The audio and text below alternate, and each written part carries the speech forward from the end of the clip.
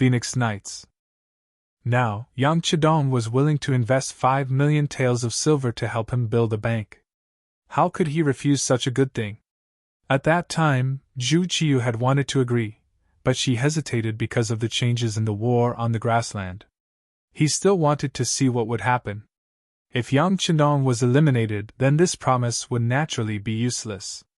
Now, when the overall situation was settled and the winner was the 5-star army, Zhu Qiyu had to reconsider the cooperation with Yang Chidong. It was still the same sentence: the highest level of politics was not fighting and killing, but how to achieve one's wish in mutual compromise. Although they had cooperated with the Walla coalition before, although they did not directly send troops, they had indirectly become the enemy of the 5-star army. But now, for the sake of common interests, everyone had to sit down and talk again. Su Yozhen was urgently summoned to the palace. The moment the eunuch went to deliver the decree, she knew what would happen next. Compared with the intelligence network of Ming, the Yangtze Security Bureau was more efficient. Thanks to them, Su Yozhen even knew the truth better than Zhu Qiyu. For example, the news that Marquis Wukinghao's Shiheng had been controlled. After a trip to the first city, Su Yozhen's originally wavering thoughts became very firm. That was, she completely stood on the side of Yang Chidong. The matter of turning the Duke of Zhongdang into the Bungnam of Gojoseon became her proof of allegiance, and a big gift to her master. In the main hall of the palace, Zhu Qiyu asked about the 5 million taels of silver. The focus was on when the silver could be taken out. Replying to Your Majesty, the result of the discussion between the Duke of Zhongdang and I in the first city is that as long as Your Majesty announces to the world that he is the king, the people of the Yang family bank in the capital will send people to the location we have chosen to decorate. Once the decoration is successful, the 5 million taels of silver will be put into our own bank. Su Yozhen answered clearly again. In fact, she had reported this matter more than once. She believed that the emperor urgently summoned her not to hear this answer again. Zhu Qiyu nodded silently and did not speak immediately. After a while he asked, "Can we carry out the decoration first? Minister Su, you also know that there are still a lot of preparations to be made for things like being crowned king. It is not something that can be done with an imperial decree." Yes, Your Majesty is right. I think the Duke of Zhongdang can also understand. Then everything will be done according to Your Majesty's wishes. Su Yozhen did not even hesitate to make a statement. Of course, others did not know that this was originally a problem that Yang Chidong had considered. In order to get the throne, he was willing to take the initiative to give in. Anyway, the silver had not entered the account, so he was not afraid of Dai Zong playing any tricks. Su Yozhen readily agreed, which made Zhu Qiyu's face reveal a very satisfied expression. He had already made the best decision for this matter. The so-called choosing a location and making preparations was just to get out of the situation. Only this could explain why Su Yozhen did not mention the imperial decree when she came back and only brought it up now. Minister Su, do you have any suggestions for the construction of the bank? Or what does Minister Su think about the management rights in this area? In a good mood, Zhu Qiyu asked another question, as if he wanted to discuss it with Su Yozhen. Su Yozhen, who was asked, showed a very surprised expression at this moment and said, "Your Majesty, you must not." Su Yozhen's big reaction was greatly out of Zhu Qiyu's expectations. "Minister Su, what do you mean?" "Your Majesty, the bank can only be managed by Your Majesty. It is like the Yang family bank belongs to Yang Chidong alone. How can you allow others to interfere?" Su Yozhen said in a firm tone. When these words were said, Zhu Qiyu's expression changed. "Minister Su means that the bank belongs to us? Of course it does. After all, this is a matter of wealth and is something that everyone wants. Even if it is in the hands of others, they will not feel at ease. It is only proper for it to be managed by Your Majesty alone." Once again, she said in an incomparably firm tone. This also gave Zhu Qiyu incomparable confidence. Originally, he thought that it would be like the Ministry of Revenue managing the finances, and should be handed over to someone else to manage it. Now that he heard Su Yozhen's words, it was as if he was enlightened and had a new idea in his mind. But then, another question came. If the bank did not belong to the court and belonged to him, would other people have an opinion? Would they not deposit money in the bank because of this? If that was the case, the bank would exist in name only. Wouldn't it be a big joke? Although he was tempted by Su Yozhen's words, after thinking about it, Zhu Qiyu could not help but say, Minister Su's words are reasonable, but if it is like this, I'm afraid it will be too difficult to operate. Su Yozhen pretended to be serious and obedient, but at the same time, she could see the desire in Zhu Qiyu's eyes. She sneered in her heart and pretended to be distressed as she said, Your Majesty, you are too considerate of your subject. Ha! No one disliked being flattered, and Zhu Qiyu was no exception. But Your Majesty, forgive this subject for speaking bluntly, but you actually… Su Yozhen did not have any intention of finishing her words. On the contrary, she revealed an expression of wanting to say something. Sensing that Su Yozhen had something to say, Zhu Qiyu said, Minister Su, if you have something to say, just say it. We will pardon you. Many thanks, Your Majesty. What this subject wants to say is that if you don't take the bank for yourself, it will be the same as harming Ming. Su Yozhen acted as if she had no other choice. When he said this, Ning, who had been standing to the side without speaking, immediately rebuked angrily. Minister Su, how dare you? Wait, this is what we want Minister Su to say. Please continue. On the other hand, Zhu Qiyu gestured to Ning not to interrupt. Then, he looked at Su Yozhen seriously. He really wanted to hear what this person had to say next and how he was going to harm Ming. Thank you, Your Majesty, for your forgiveness. Since it is like this subject will speak bluntly. Su Yozhen said gratefully. What we want to hear is Minister Su speak bluntly. Speak. Zhu Qiyu acted as if he knew how to accept people. Yes. With a forced expression, Su Yozhen opened her mouth and said, Your Majesty, you've always been very benevolent and considerate of your subjects. But do you know that if you give too much, not only will you not accept people's gratitude, it will instead be recognized as a habit? Over time, everyone will think that everything they are receiving now is deserved. Once the day comes when the court needs money and grain, how many people will take out their own money to support the court? When these words were spoken, Zhu Qiyu immediately thought of when he had first established the new army. When he needed money, almost everyone was trying to shirk it. In the end, he had no choice but to continuously borrow money from Yang Chidong. The feeling of a high and mighty emperor borrowing money from his subjects was naturally very unpleasant. When he faced Yang Chidong, he always felt that he lacked confidence.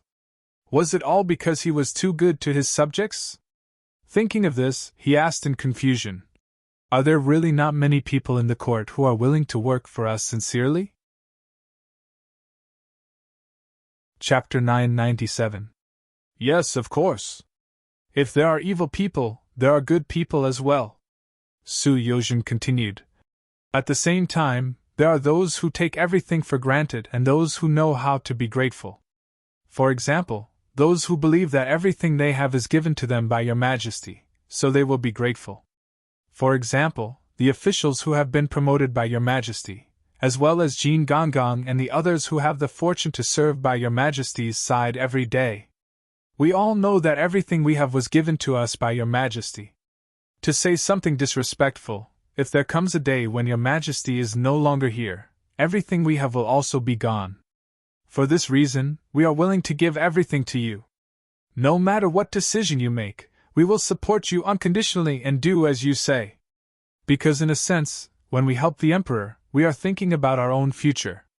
When these words were said, the first to react was Ning, who was standing beside Zhu Qiyu.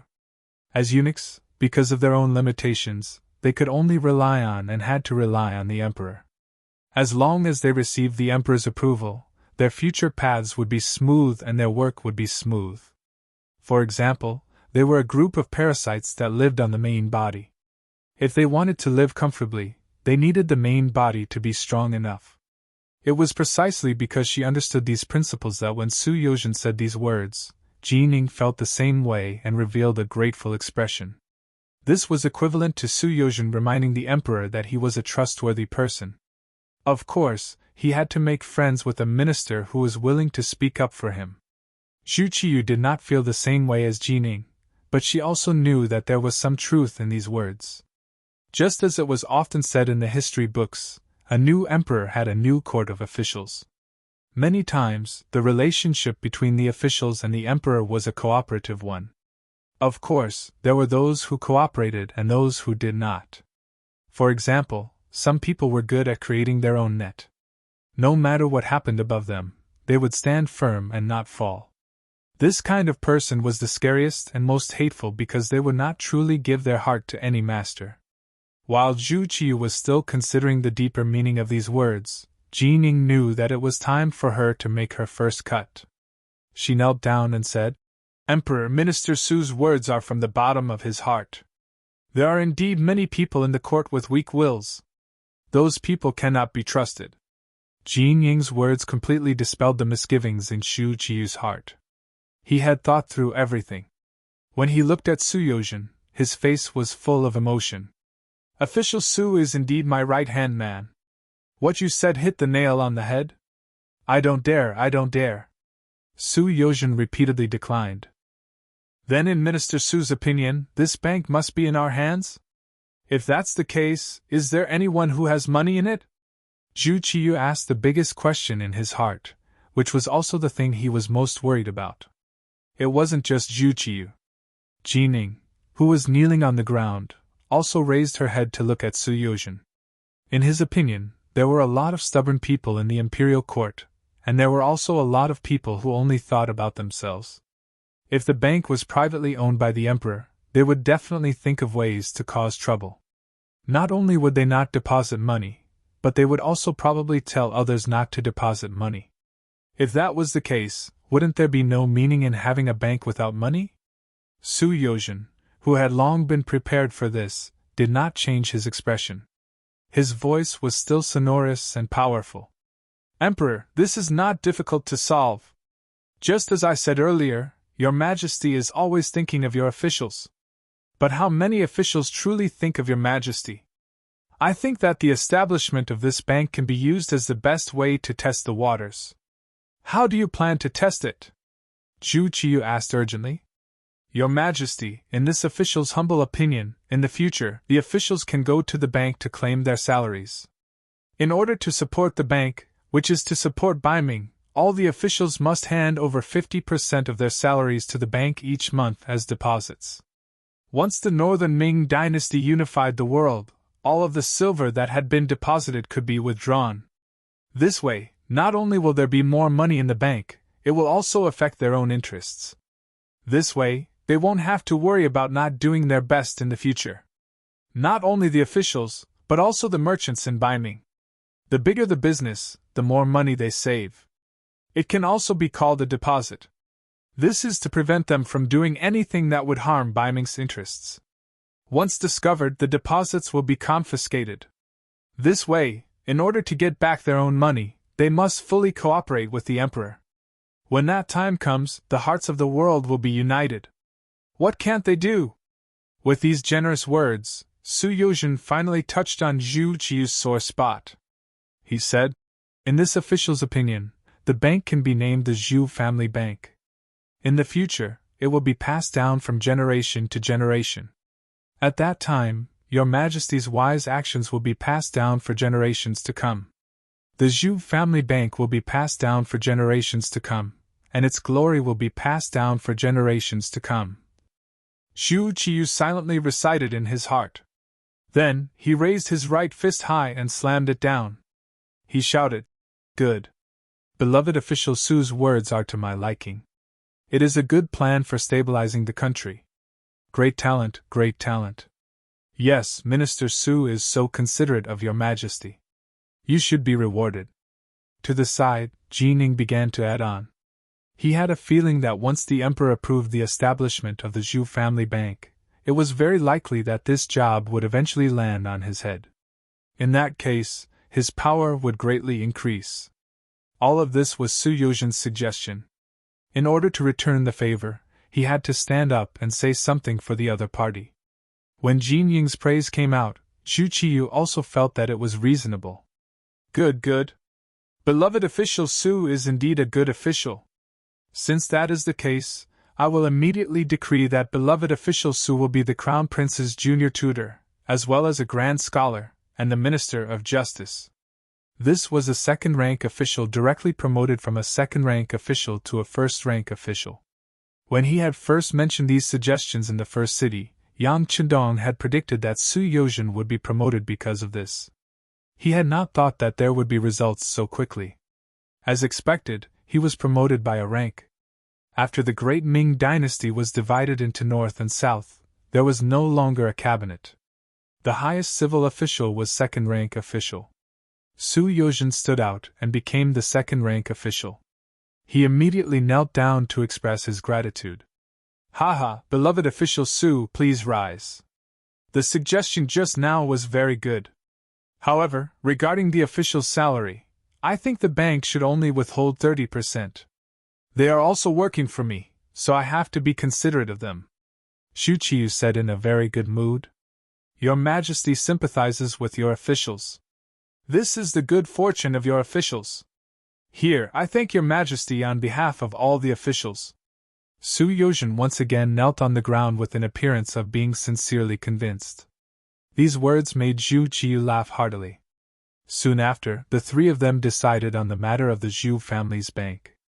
In the end, Zhu Qiyu indeed handed the matter over to Jin Ying to handle. He also clearly said that if any of the officials caused trouble because of this matter and did not cooperate, then find a reason to arrest them. This was clearly not supporting his great cause. He even had to make thoughtless remarks about deducting some money. Did he expect them to be willing to risk their lives at the crucial moment? The matter was settled just like that. Su Yozhen successfully completed the task Yang Chendong gave him and pushed Bai Ming's political power to the edge of the cliff. Speaking of which, the official's salary in the Ming dynasty was not high, especially in the beginning during Emperor Taizu's time. Even after experiencing the rule of Ren Xuanji, although the salary had increased to a certain extent, it was only 30% every month. Now, this 30% had been completely taken by Zhu Qiyu. In other words, for ordinary officials, it would be difficult for them to save up any more. This involved their own problems, so naturally, many people would stand up and react. If they could not obtain a solution and had to use force to forcefully suppress it, it would only lead to greater resistance and dissatisfaction. Once the people were dissatisfied, the giant Bai Ming was not far from collapsing. This was Yang Chendong's move to use a peaceful method to solve the Ming dynasty's problem. Now, it seemed that Zhu Qiyu had already fallen for it. Perhaps it would take a certain amount of time, or a very long time for it to take effect. But after all, the first step had already been taken, right? Su Yozhen left. He did not return to his residence. Instead, he went directly to the Yang family bank in the capital to explain the Bai Ming emperor's intentions. Soon, the location of the Zhu family bank and the establishment of the corresponding equipment were on the right track. Next, they had to consider the important matter of issuing an imperial edict for Yang Chendong to be Bugnam of Gojoseon. On the grassland, all the reports from Su Yozhen came from the Security Bureau. Yang Chendong was overjoyed. The matter was settled. The next thing was to settle the grassland matter. It was already the 10th month of 1455 AD. The weather began to cool down in the morning and evening. After the war, the grassland was about to enter a relatively peaceful period of development. The 100,000 people sent by Qiqian City arrived at Shajing City and Jingzhou City one after another, greatly increasing the population of the city. At the same time, the expansion of the city also sped up with the arrival of the 100,000 people. In this way, with Mobei City in the northwest and Shajing City and Jingzhou City in the south, the origin city would be safer as the center. They could also expand the scale of the original cultivated land. This time, Yang Chendong asked for at least a total of 1 million hectares of fertile land to achieve self-sufficiency. At the same time, it could also support the Third Master Lu and other troops going to the grassland of northern Siberia. Building a city was not only about possession and existence. How to develop it and let the people live a more prosperous life was Yang Chendong's ultimate goal. He firmly believed that as long as the lives of the people were better, a country would become more stable and powerful. In order to protect the fruits of their hard-won victory, more people would be willing to do more for the power or the country. Chapter 998. Solving the problem of food, clothing, and housing was something that needed to be solved urgently, and had to be solved. For these, Yang Chendong personally put forward various proposals and experiences. With the full support of the first city, the two cities of Shajing and Jingzhou were constantly changing. It was far from enough for a city to merely have high walls. It also required the existence of a powerful army. Only then would it be able to form an effective deterrent force, and only then would it be able to avoid being invaded and targeted by others. After Yang Chendong thought about it, he handed over the matter of guarding the two cities to the new Second Army. In the battle with Walla, the new Second Army performed well. Although it was not as strong as the new First Army, it was at least much stronger than the Mobei Division and the Mobei Tribal Alliance that had lost their defensive line. Therefore, Yang Chendong was relieved to hand over the security of the south side of the first city to the new Second Army. The army surrounding Sanbilachuan city had not yet withdrawn, but the corresponding commanding officers had already arrived at Shajing city and held a meeting in the newly built Yang Mansion here.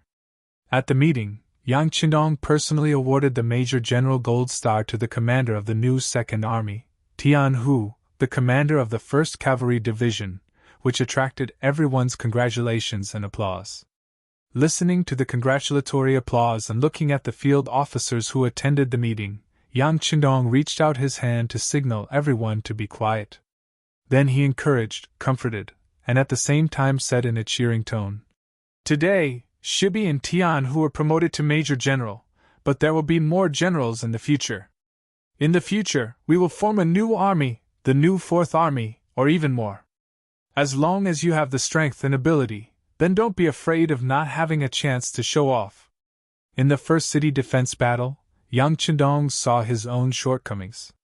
That was, when facing a strong enemy, the soldiers in his hands were still too few. It could be said that his foundation was too weak. It had only been a few years, and he pursued the path of elite soldiers. As the first city had completely gained a firm foothold on the grassland, Yang Chendong's requirements for the elite cavalry were also constantly increasing. From a small number of elite cavalry to a large number of elite cavalry. After the meeting, Yang Chendong stayed behind and talked about the situation on the grassland. "The Binding Army won't be able to surround us for too long. Young master, I might have to leave this place for a while. Do you know what to do?" In the face of this interview, Sherbet nodded heavily and said, "Sixth young master, thank you for handing such a heavy responsibility to me. I will not let you down. I have also considered the following matters. There are 3 main points that I would like to ask the 6th young master to correct. Tell me about it." Seeing that he was prepared, Yang Chendong nodded with satisfaction. The reason why he promoted this person's position so quickly was that he had a good view of the overall situation. Now it seemed that he did not disappoint him along the way. Sherbet began to express his opinions. The first point was to stabilize Shajing City and Jingzhou City and build them here at the same time. Not only would they become the southern barrier of the first city, but they would also become the new base of the 5-star army. Once they attacked from the south, it would become the most solid defense. The second point was how to have a good relationship with the Binding Army. It was neither too far nor too close. They would not make a move, but they would also make the other party afraid. The third point was to develop commerce and handicraft industry. Sherbet mentioned that he had seen some weaving factories built in the first city. He thought that it was possible to move some of them to Shajing City and continue to develop. At the same time, he could also use the natural advantages here to raise a large number of horses and sheep. In short, he wanted to be self-sufficient as soon as possible. Very good. After listening to Sherbet's speech, Yang Chendong gave him a lot of encouragement and then said, "This time, I will move the people of the 2 cities to the first city and Mobei City. At that time, the total of 100,000 people in the two cities will be completely trustworthy. They will be very obedient. This will be more conducive for you to carry out your plan. I hope that the next time I come, I can see a different appearance of the two cities. Is there any problem? I promise to complete the task. Sherbet took the initiative to stand up and answer. Very good. Then you can do things according to the plan in your heart. If you need anything, your old superior, the new army commander Tiger's Mane, the logistics division commander Yang Si, and the lord of the first city, Yu Mian, will do their best to support you. Yang Chindong patted Sherbet's shoulder and gave him high hopes. After Sherbet left, Tiger's Mane walked into the main tent and sat opposite Yang Chindong. In the face of this page boy who had followed him for many years, Yang Chindong had always given him a lot of trust. Many important things would be handed over to this person to do. This time was no exception. He handed over the preparation of the new army to him. Tiger's Mane, when choosing an army, you have to choose a general first. It is very important to choose the commander of the new army. Without any pleasantries, Yang Chidong went straight to the point. Young master, what do you think of Suhi? Tiger's Mane also came prepared. He knew that the reason why the first city defense battle was fought this time, including the young master sending the Wolf Fang's special forces to hold Shihun, was all because of the lack of military strength.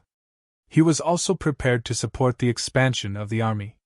Now that he was asked, he named the Tatar division commander Suhi. Tiger's Mane's answer made Yang Chindong very happy. In terms of the combat power of the new army, the Tatar division played a very important role. As the commander, Tiger's Mane could not be unaware of this. However, he still resolutely pushed the main general out. From this point alone, he already had a view of the overall situation and was mature. Good, Tiger's Mane, you have finally grown up. Young master can also rest assured. That's it. He will be the temporary commander of the new army. You can tell him that when the new army is completed and has enough combat power, I will personally confer the rank of Major General to him. Well, after this battle, the new Second Army and the new First Army also suffered a lot of losses. We can consider replenishing them. As for the new army, after the Tatar division is gone, they can join other divisions. In short, their combat power cannot be weakened. Young master, I will see all of this when I come to the grassland next time. Young master, please rest assured. Tiger's Mane's gaze was firm, and his voice was strong as he replied.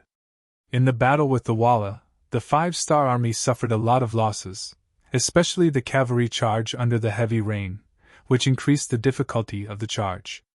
When the whole body was wet, every swing of the sword had to use more strength than usual, which increased the difficulty of the battle. Naturally, the losses in this battle were greater than usual. Fortunately, there were many captives. In the future, after these people were reformed and joined the 5-star army, they would be a strong force. During this period of time, Yang Chindong continuously met with his officers to encourage them.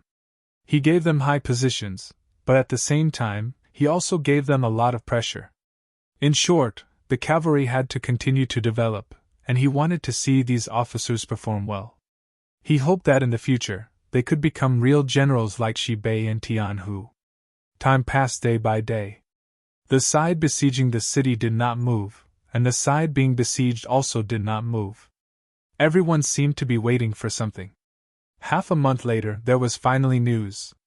The acting emperor of Baiming, Zhu Qiyu, announced to the world that in view of Yang Chindong's loyalty and bravery, and this time, together with the Baiming army, he had chased away the allied cavalry of the Walla and Ili.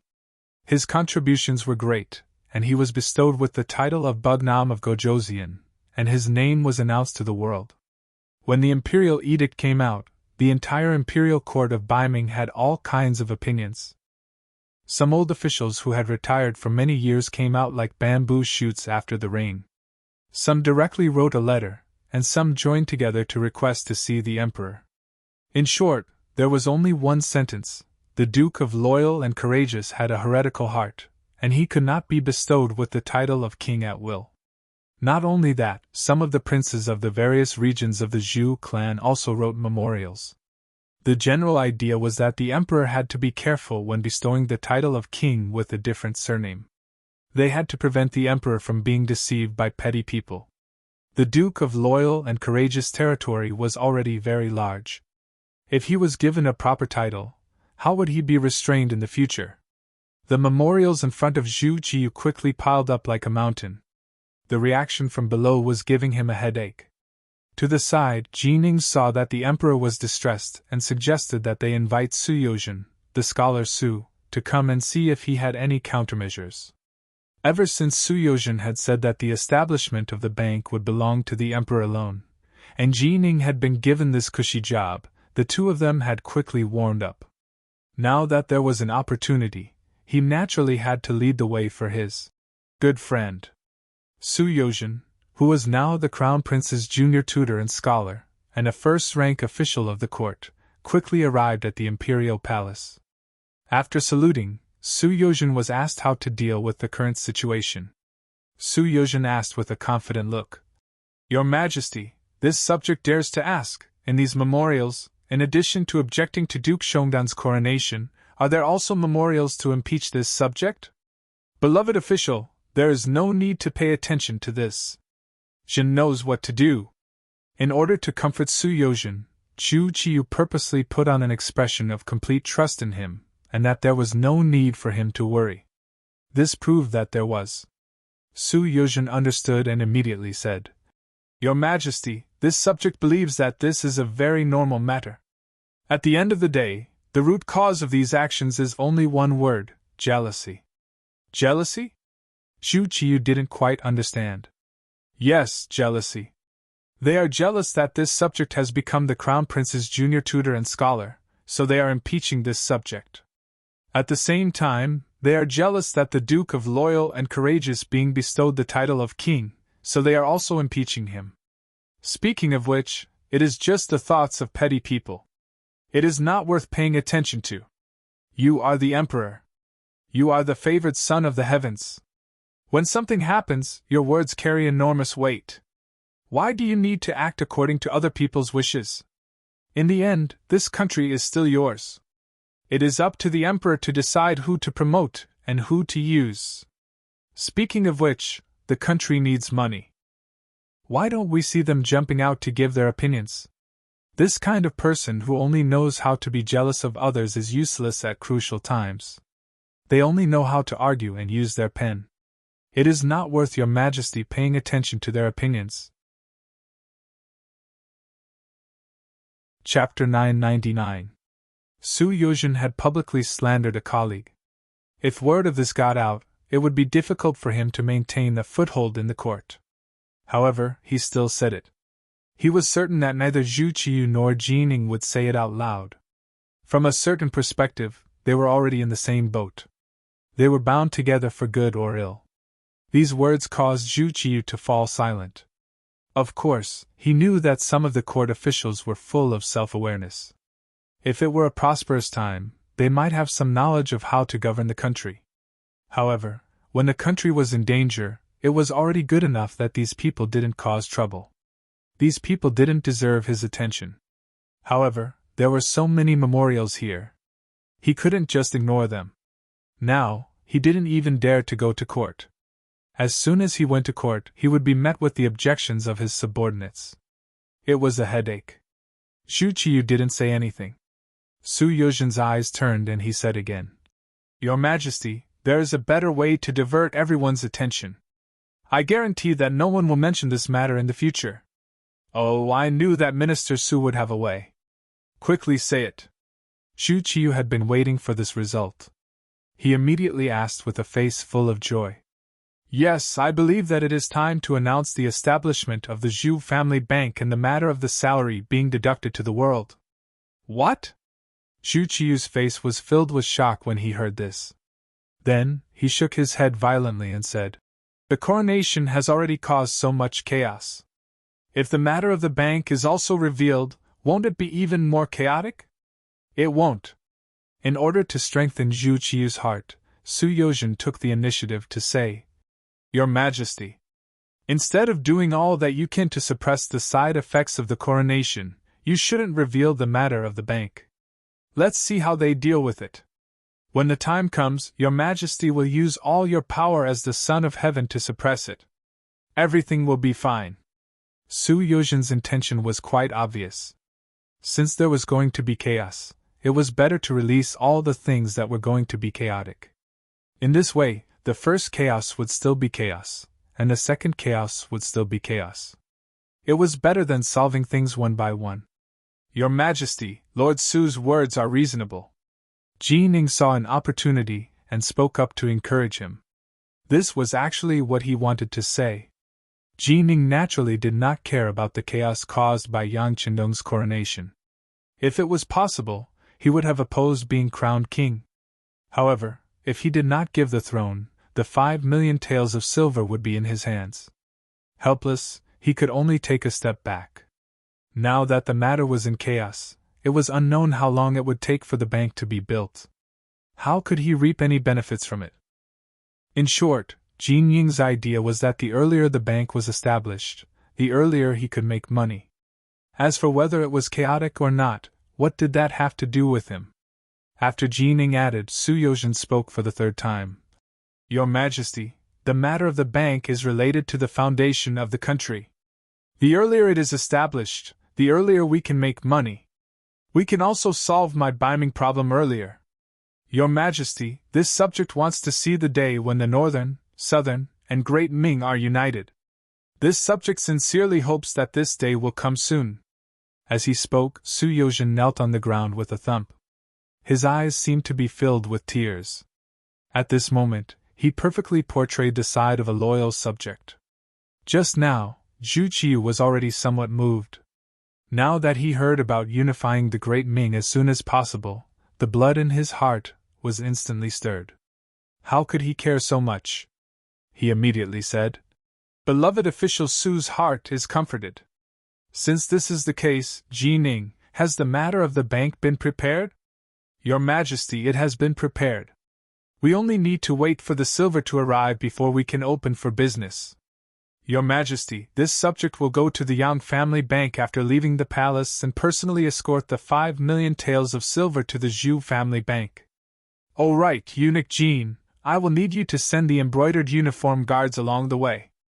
Su Yozhen struck while the iron was hot. Well said, well said. Please do not worry, official Su. Jin Ying's face immediately bloomed with joy. When Zhu Qiyu heard their one-on-one conversation, it was as if the matter had already been settled. He knew that he had to make a decision. He immediately said, Since this is the case, we will announce this matter at the morning court tomorrow. Humph! We would like to see who will oppose this and how many of them are loyal to us. Your Majesty is wise. Su Yozhen and Ji Ning immediately knelt on the ground and shouted, Long live the Emperor! Su Yozhen's appearance caused the spearhead that should have been directed at Yang Qindong to be directed at the Zhu family bank. When all the officials found out that in the future, 30% of their monthly salary would be deposited in the Zhu family bank and would only be taken out when Biming unified the world, there was an immediate uproar.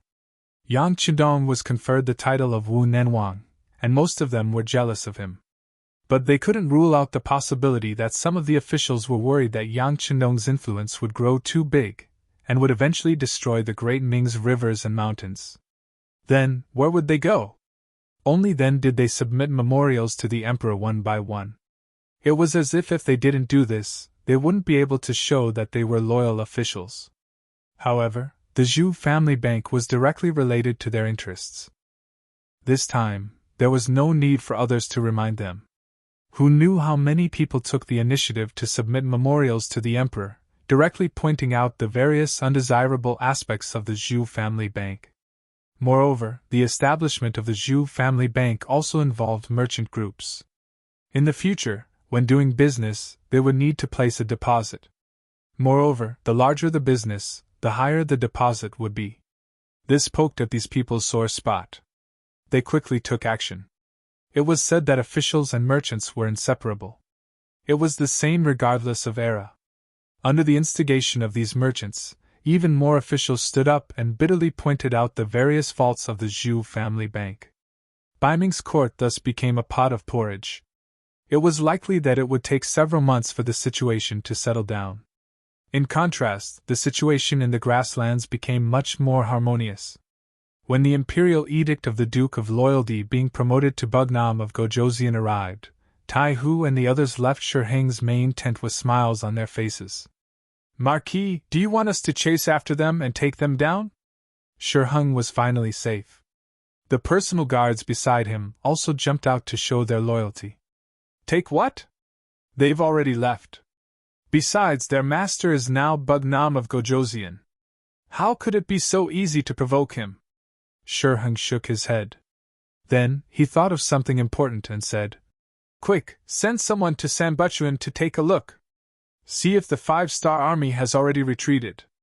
The scouts were sent out, and the news quickly came back. As expected, the 5-star army had already retreated. The Xuanfu soldiers were no longer trapped and were already safe. Upon hearing this news, Shi Heng immediately wrote a memorial. The general idea was that through his unremitting efforts, the danger of Sanbuchuan had been resolved. He was already prepared to bring the army back to the capital. This trip to Shi Heng could be said to be full of twists and turns. First, he waited for news near Jiyong Pass. Then, he was threatened the moment he left Tulu. From start to finish, he didn't even see the shadow of a single friendly army, but the mission could be considered completed.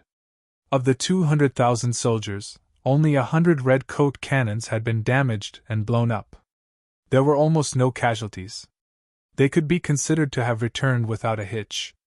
In Shajing City, the news that Yang Chidong had been conferred the title of Bugnam of Gojoseon had spread, eliciting a burst of cheers from the soldiers and common people. Other than a few people in the know, the majority of the people didn't know how this trick had happened. How had their 6th young master become a prince of a different surname, personally conferred by the emperor of the great Ming dynasty? Although they couldn't figure it out, this was still a good thing, worthy of everyone's celebration. In Shajing City, after sending away group after group of subordinates who had come to congratulate him, Yang Chidong knew that it was time to leave the grassland. This trip had been more than a year, and his daughter Lele probably didn't remember him. In addition, the winter in the grassland was very cold. In contrast, the weather in Qiqian City was warm and pleasant. After leaving Shajing City and leaving everything here to the commander of the new Second Army, Yang Chindong brought Tiger's Mane and the others back to the first city, where he picked up the 6th Madame Wan Xiaoyu. Then, he left the first city with Beta Persei and 1,000 Longwei and the main force of the 5th Sea Division, and went straight to the Korean province from the Liaodu area. In December 1455, Yang Chindong and his party returned to Qiqian City by ship. Qiqian City Palace. Yang Chindong, who had returned, was covered in dust. He rode the white dragon and went straight to the inner palace. Along the way, everyone he saw knelt on the ground and said, "Long live the king!" He acted as if he didn't see all this. His heart was only thinking about his daughter Lele. He hadn't seen her for more than a year, and he missed her very much. In a courtyard in the depths of the palace, Lele, who was already 1 year and 5 months old, could already walk. He hobbled around with his chubby little face and his big eyes blinking, as if everything he saw was new to him. Her mother, Qiaoyin, surrounded Lele with a group of maids, watching her every move. From time to time, they would laugh at her somewhat childish actions. But at some point, the small courtyard suddenly quieted down. The sudden appearance of a man attracted everyone's attention. As if feeling that the atmosphere was not right, little Lele, who was walking happily, also looked back and saw an unfamiliar man wearing a golden battle armor. Seeing such a tall stranger suddenly appear, Lele instinctively cried. She seemed to be frightened, and also seemed to be affected by Yang Chindong's murderous aura. Wah! In the quiet atmosphere, this cry immediately tugged at everyone's heartstrings. Immediately, a few maids ran to Lele's side. However, no matter how fast they couldn't be faster than Yang Chindong, who was running with big strides. He hugged Lele the moment he reached out, and then the inner chi in his dantian kept surging. Yang Qindong jumped 4 feet high continuously. This height made Lei feel like she was riding on clouds. Her eyes that were originally filled with tears suddenly stopped moving. She first held her breath and concentrated, as if she was very afraid. But soon, she got used to the rhythm. She actually followed the, baring her fangs and brandishing her claws, shouting, "Hi, hi, hi!" After jumping continuously for a while, Yang Qindong felt a little tired, so he stopped. Then, he hugged Lei and said, "Come, Lei, call me father." After suddenly stopping and being stared at by Yang Qindong, Lei, who couldn't get used to it, started crying again. Her voice was strong and didn't sound like a girl at all. Chapter 1000. Xiao Yin finally walked over from afar. She looked at Yang Qindong with a gentle gaze, but when she saw Lei crying, she couldn't help but take the child into her arms. "Young master, Lei is still young. She hasn't seen you for so long. I'm afraid she has already forgotten about you." "Has she forgotten? I'm also her father," Yang Qindong said nonchalantly, then made a face at Lei who was in her mother's arms. Lei, who was originally in her mother's embrace, suddenly felt a sense of security. She then began to curiously size up this strange man who was playing with her. When she saw him make a funny face at her, she immediately forgot about what had just happened and laughed out loud. This was probably a blood relationship. After all, they were father and daughter. Even if they were unfamiliar for a moment, they would quickly become familiar with each other again. Yang Qindong returned, and he returned to Crimson City as Bugnam of Gojoseon. Immediately, a few high-ranking officials came to greet Yang Qindong and reported on their work in the past year. In the past year, Crimson City's development was delightful.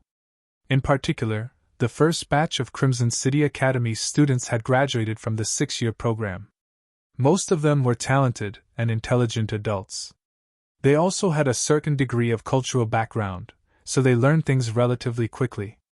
Some of them had also achieved a certain degree of success in the fields of mathematics, physics, chemistry, and other fields.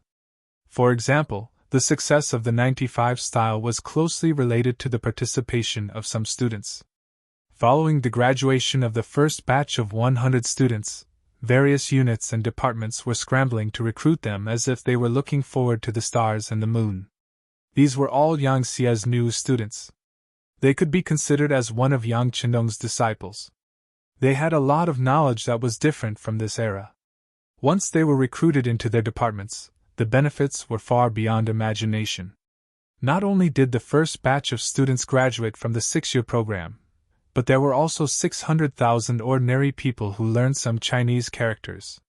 Most of them had more or less learned some skills, so there was no problem for them to be self-reliant. Most importantly, they were grateful to Yang Qindong because they were the people who were sold to Yang Xie by the southern Ming Empire. Back then, they were all skinny, not much different from people who were about to die. But now, their faces were rosy and they had skills. They were existences that could be moved to different places at any time and be used as a main force. In the eyes of many people, the expansion of Yang faction's forces was already very fast, but in fact, it could be even faster. The main reason was that Yang Qindong's forces were occupying land and cities, but they couldn't win the hearts of the people. This kind of occupation was meaningless, so Yang Qindong slowed down. Now that he had 600,000 loyal Han citizens, it was enough for him to conquer a large area. Good news came one after another. The many years of hard work in Crimson City were finally paying off. It also meant that Yang Xie's forces could reach a new level in the future. After returning to Crimson City, other than meeting all kinds of people and going to the various factories and units to give his opinions, Yang Qindong spent most of his time in the palace playing with his daughter Lei and working hard at night. There was no other way. Yang Qindong's love for Lei exceeded everyone else's love. Every night, as long as he had time, he would personally coax his daughter to sleep and patiently tell her stories before going to accompany the other madams. This made the madams who originally thought that he did not like children understand that it was not that their husband did not like children, but that he did not have any of his own. Since their husband liked children so much, what were they waiting for? Making use of the time that Yang Chenong spent in Crimson City to celebrate the New Year, he was exhausted every night. Fortunately, he never stopped exercising, so his body could still take it. In the blink of an eye, year 1456 arrived. The New Year was naturally celebrated in Crimson City's palace. This was also his first New Year after becoming the Southern Martial King, so it was naturally very lively. Compared to the liveliness in Crimson City, Southern Ming King Xu Huidong's days were getting harder and harder. After a year of bitter fighting, he, who did not have any foundation, was gradually losing. Under the pincer attack of Southern Ming King Zhu Qizhen and Shiping King Mu Bin, he had already lost a quarter of his territory. Even so, his forces were still shrinking. If not for the support of the Miao people, he would not have been able to hold on. But even so, with his defeat, without external help, it was only a matter of time before he lost this war. Southern Minging Sex Zhu Qizhen had a good New Year. When all the food was bought by the 5-star army at a fair price, the pressure on him decreased a lot. The soldiers did not need to continue farming and only needed to train and wait for the battlefield. This indirectly increased the strength of the army, allowing them to win against Southern Ming King's army. However, Zhu Qizhen neglected one thing. Although the army did not have to worry about food, what about the commoners? For many commoners, farming was the only thing they could do and knew how to do. But now, the country did not care about farming at all. They did not give any help, but the taxes they collected were not low at all. Other than a few landlords who still had a lot of land, the commoners who only had a few plots of land could not survive. In order to survive, they had no choice but to look for other ways to survive. The 5-star army shelter near Langshan became a place where many people went to.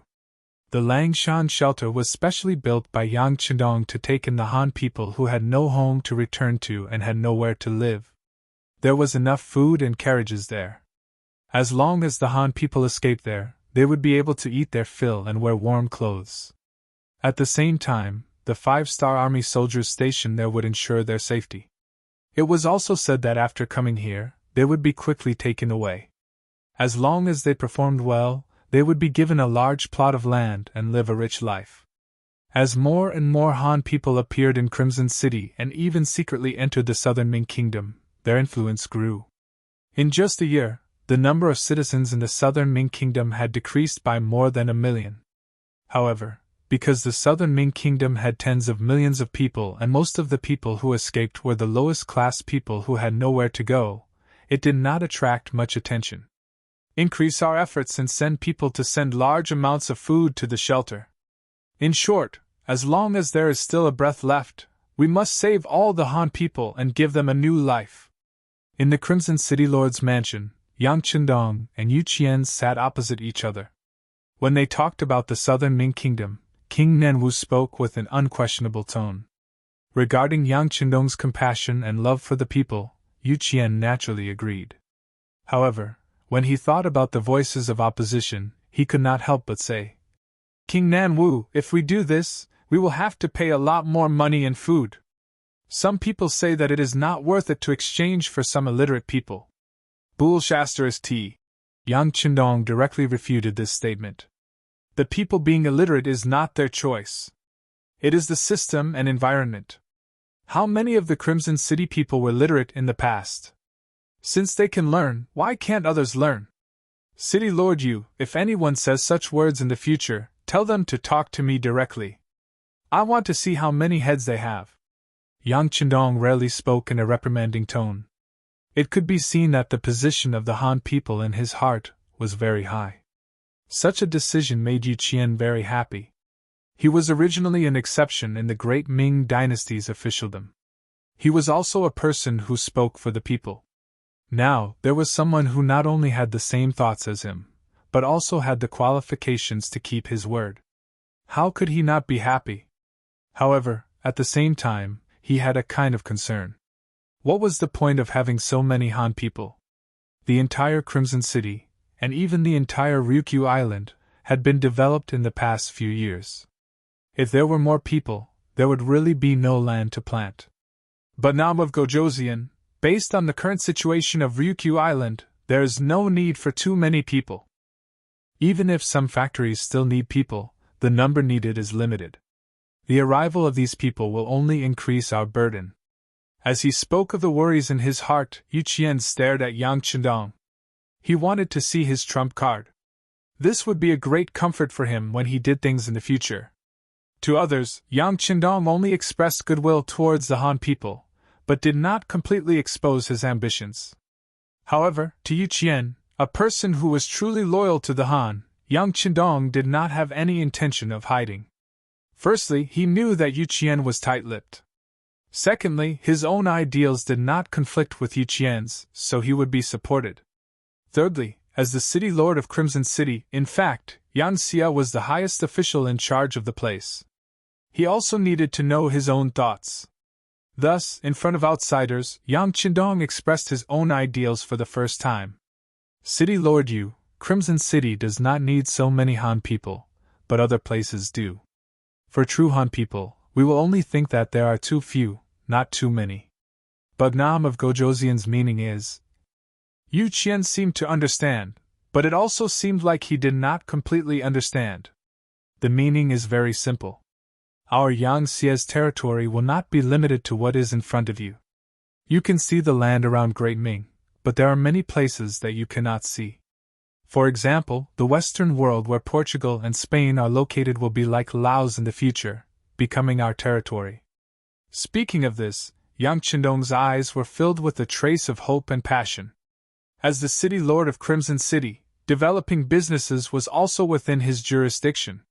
Naturally, Yu Qian was not unfamiliar with Portugal, Spain, and the other Western countries.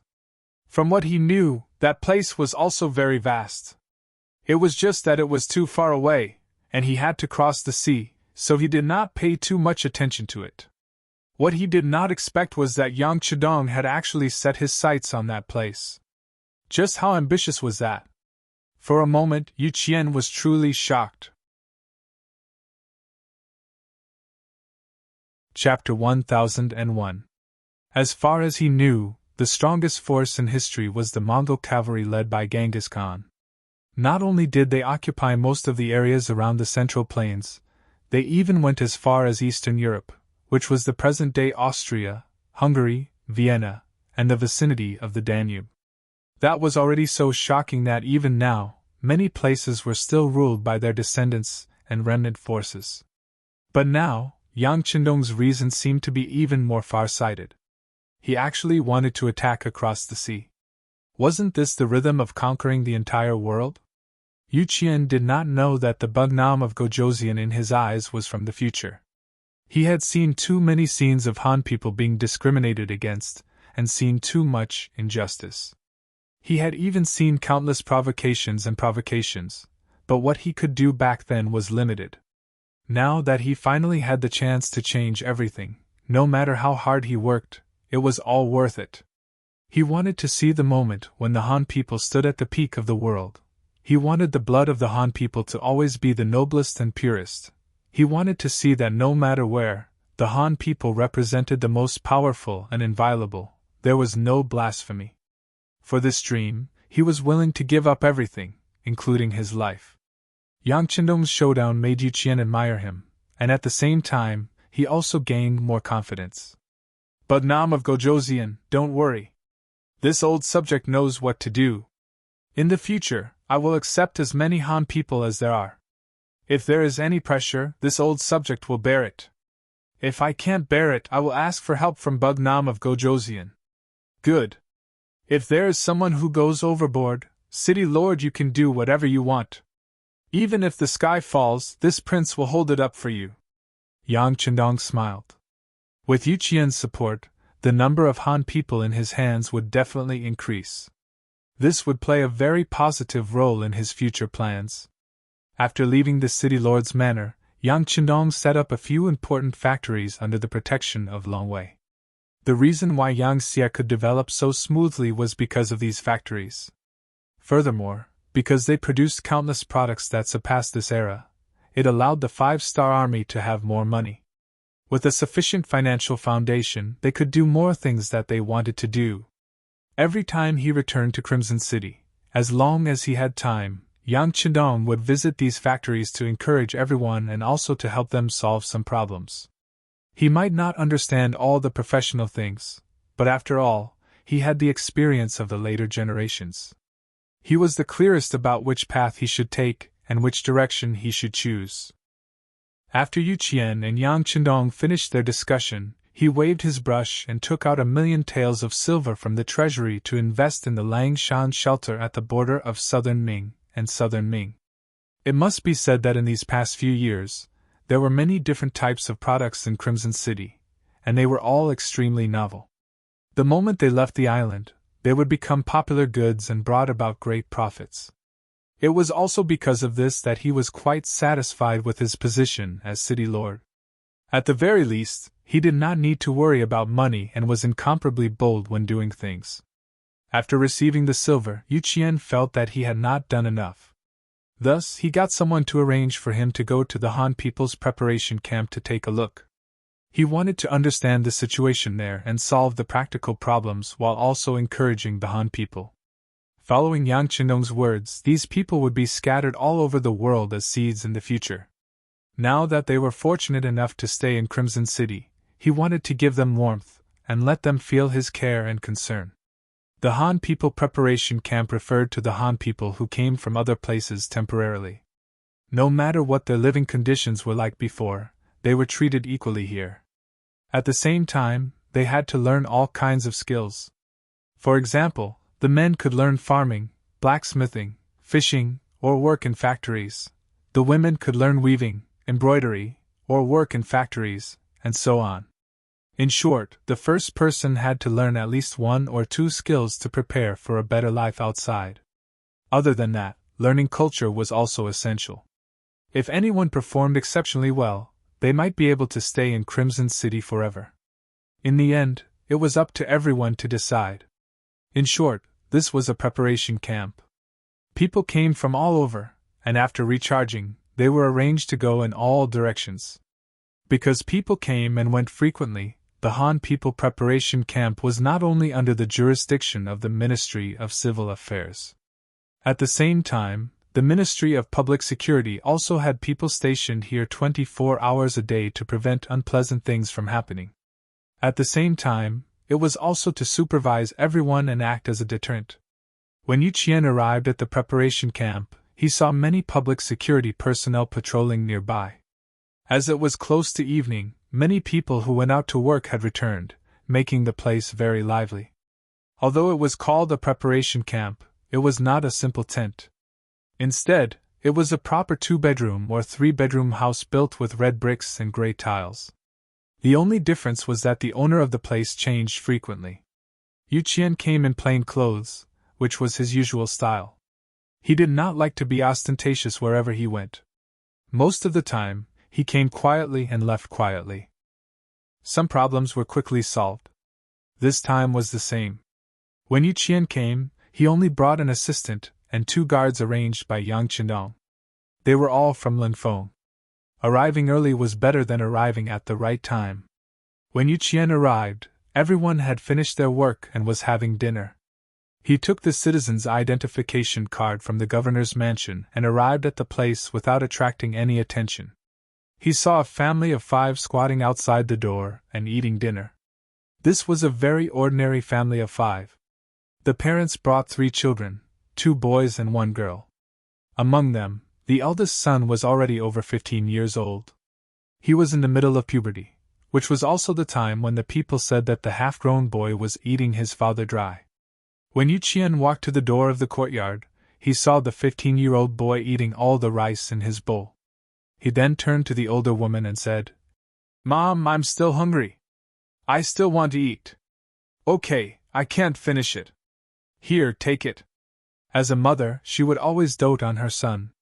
The middle-aged woman with a benevolent expression placed her leftover bowl of rice in front of her son, causing the young man to chuckle foolishly. This scene represented the harmony and happiness of a family. It was unknown how many people would feel after seeing it, but in Yu Qian's eyes, he frowned slightly. His intuition told him that there was something more to it. He noticed his father shaking his head gently. It was not an expression that a strange woman would have when she loved her son, but there was a kind of love and helplessness in it. He quietly made a hand gesture. The two guards, including his assistants, stayed outside. He walked into the courtyard with a smile on his face. Then, he took out a box of Dehai cigarettes from his pocket and walked toward the middle-aged man who had just put down his bowl and chopsticks. The sudden arrival of a stranger in the courtyard naturally attracted the attention of the family of 5. When they saw that the newcomer was in his 50s and had an amiable expression on his face, the head of the family immediately stood up and rubbed his hands on his pants with a silly smile on his face. Then, he carefully reached out his hand to receive the cigarette. He placed it next to his nose and took a light sniff before saying, "Brother, this is the cigarette that people talk about, right? You know about this?" Yu Qian asked with a smile on his face. "Yes, I know. When I was learning in the factory, I saw someone smoke it. Hee, I've only been here for a short time, so I haven't tried it yet." The middle-aged man replied with a sincere smile. "That's right, then try it." Yu Qian still had a smile on his face. He took out a box of Yang family's matches from Crimson City and lit the cigarette for the middle-aged man. Perhaps because it was his first time smoking, the middle-aged man inhaled a little too quickly and choked. Then, he revealed an embarrassed smile. With the cigarette as a bridge of communication, the middle-aged man, who was not good with words, told Yu Qian what he wanted to know. The middle-aged man was called Xing Zhu. He was from Guangdong. When the war between the southern Ming and King Nanming broke out, due to the increase in land rent, he, who was already living a hard life, heard about the Liangshan shelter from his neighbors. Thinking of the old saying, "If you move, you live. If you move, you die." Thus, he and his family fled thousands of li from Guangdong to Liangshan. Then, they either hurried on foot, sat in a carriage, or took a boat to the Han People Preparation Camp in Crimson City. After talking about the Liangshan shelter, Cheng Zhu was filled with emotions. In his words, he had eaten all the food that he had not eaten his entire life. He, who had not been respected his entire life, finally understood the word dignity. He even praised how well he had been taken care of along the way. It was the kind of treatment that he had never experienced before. Even when he was young, his parents had taken care of him like this. When Yu Qian heard this, he nodded in satisfaction from time to time. Occasionally, he would add a few words. When he saw that the other party seemed to have finished speaking, he chuckled and said, "Brother Qing, it seems like you're very satisfied with your current life?" "Satisfied, very satisfied." Qing Zhu chuckled and nodded, but his wife suddenly nudged him with her elbow. He immediately rolled his eyes, as if warning her about something. This little trick naturally did not escape Yu Qian's eyes. He immediately smiled. "What's wrong? Could it be that Brother Qing is still hiding something from me?" After he finished speaking, he handed over the pack of Dehai cigarettes in his hand. Cheng Zhu's eyes narrowed into slits as he took the pack of cigarettes from Yu Qian. He felt that Yu Qian seemed to respect him a lot. After thinking about it, he also felt that it would be wrong of him to hide something from Yu Qian. He immediately said, "Actually, everything is fine. The only problem is that the food given is not enough. I'm afraid that old brother saw it just now. My eldest son is a little hungry, hee." Chapter 1002. After saying this, Qing Zhu seemed to feel that he had said too much, so he scratched his head in embarrassment. When Yu Qian heard this, he still had a smile on his face, but he had become a lot more pragmatic. "This shouldn't be. I heard that the matriculation camp's requirement is to provide enough food. How can there be a lack of food?" "Heard?" Cheng Zhu looked confused. "It's not that I heard, but it's the rule. To be honest, Brother Qing, I'm actually an investigator. I'm here to see if there's anything you're not satisfied with. I'm here to solve your problems. Just like the lack of food, we'll solve it."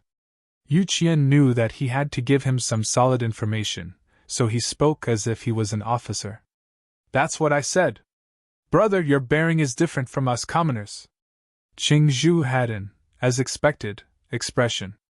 Since he knew the other party's identity, he did not hide it anymore and told him about the lack of food given by the higher-ups. In the end, he added, "Brother, you saw it just now. My son is growing and has a huge appetite. My wife had no choice but to save some food for them. Then again, being able to eat 7 full meals is already very satisfying. This is something I didn't even dare to think about before." When Qingzhu said that he was satisfied, he really did not mean to blame him. In the past, he could not even eat 7 full meals. However, the same words had a completely different meaning in Yu Qian's ears. Yang Chidong had just told him that he wanted the Han people to be rich and to be superior. This was also the reason why he kept conquering new territories and snatching more resources. But now, they could not even fill their stomachs. How could they talk about wealth, dignity, and being superior? Yu Qian left. When he left, Chengzhu was still thanking him for the half-pack of cigarettes. Other than the loveliness of the commoners, they did not have high expectations. When someone did them a favor, even if it was just a drop of water, they would still thank them for a long time. After leaving the Han matriculation camp, Yu Qian's expression became completely serious. He looked at his assistant and said, "Send someone to check what's going on with the food problem. Remember, it has to be done in secret. Don't let anyone find out." Yu Qian's worries were not unfounded. Although Qingzhu's eldest son could eat a lot, which led to the lack of food, he did not think that this was a special case. If it was really as Yang Chidong said, and there was enough food, how could such a problem occur? Only 5 days later, the assistant had investigated the matter thoroughly.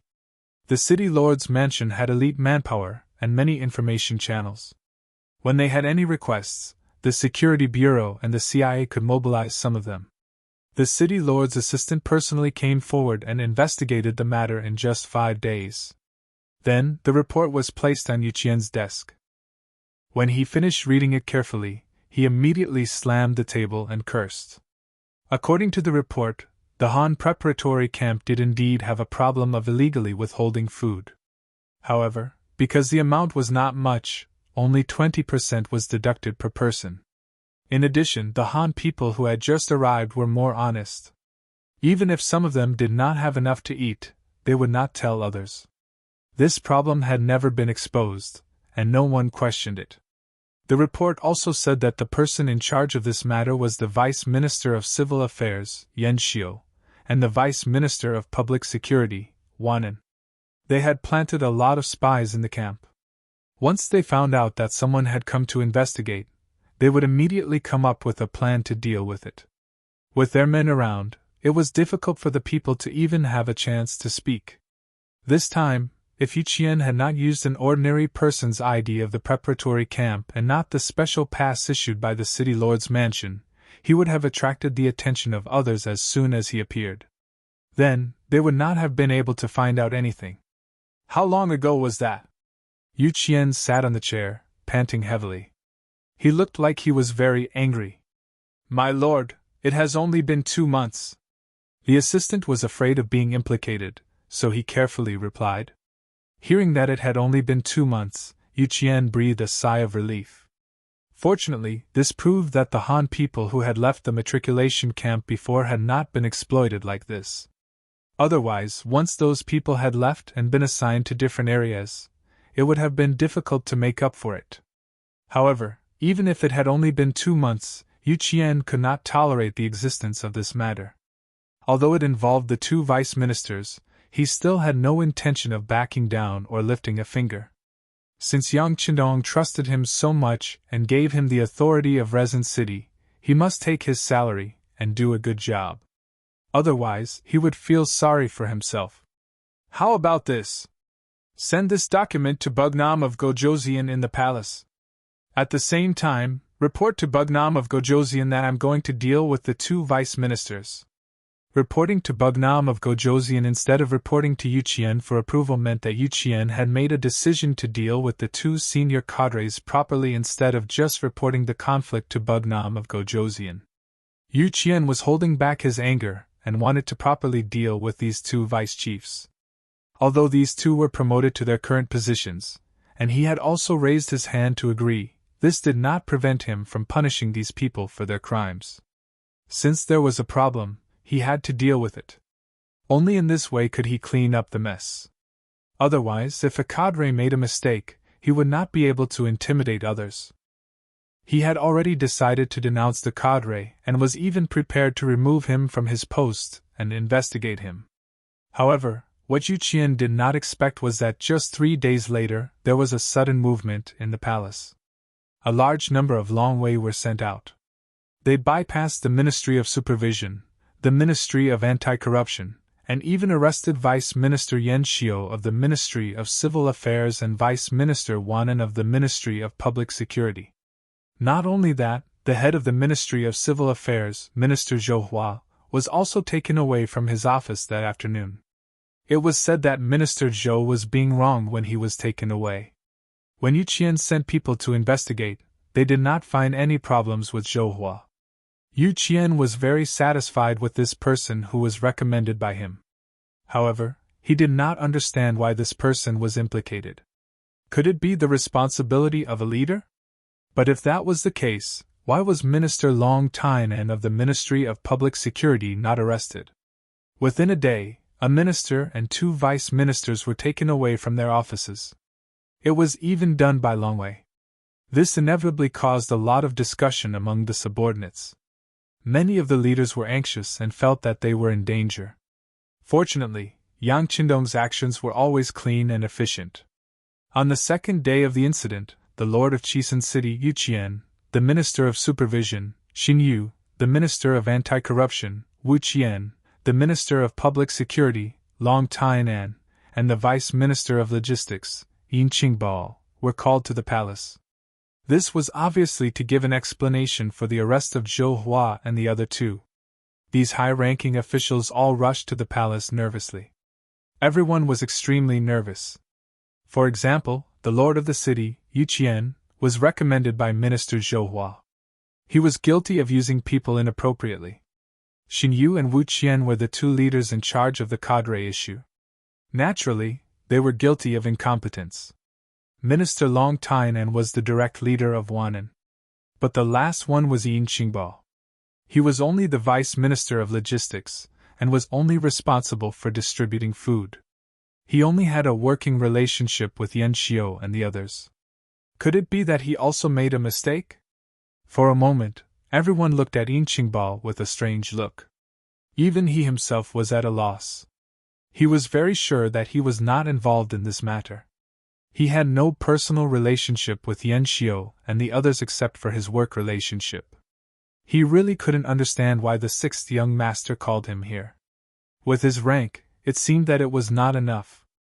No matter what thoughts they had in their hearts, in the end, everyone gathered in the courtyard of the palace.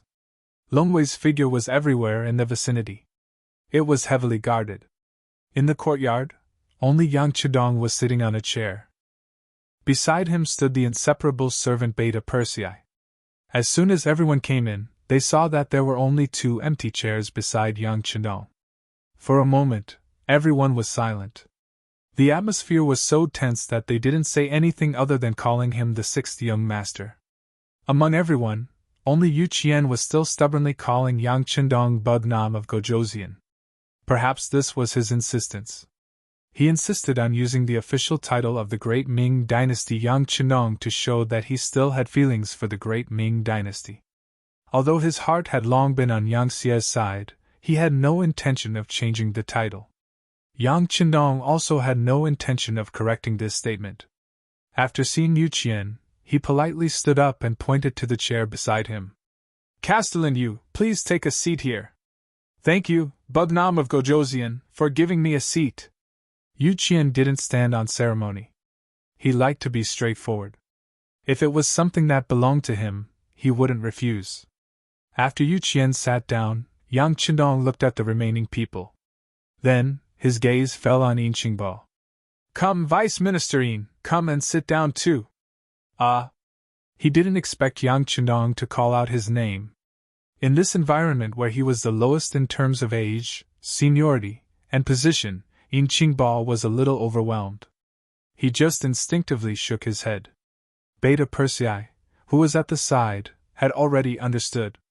Seeing that Qingba was still shaking his head, he walked over without saying a word, pulled Qingba over, and pressed him down on the only empty chair.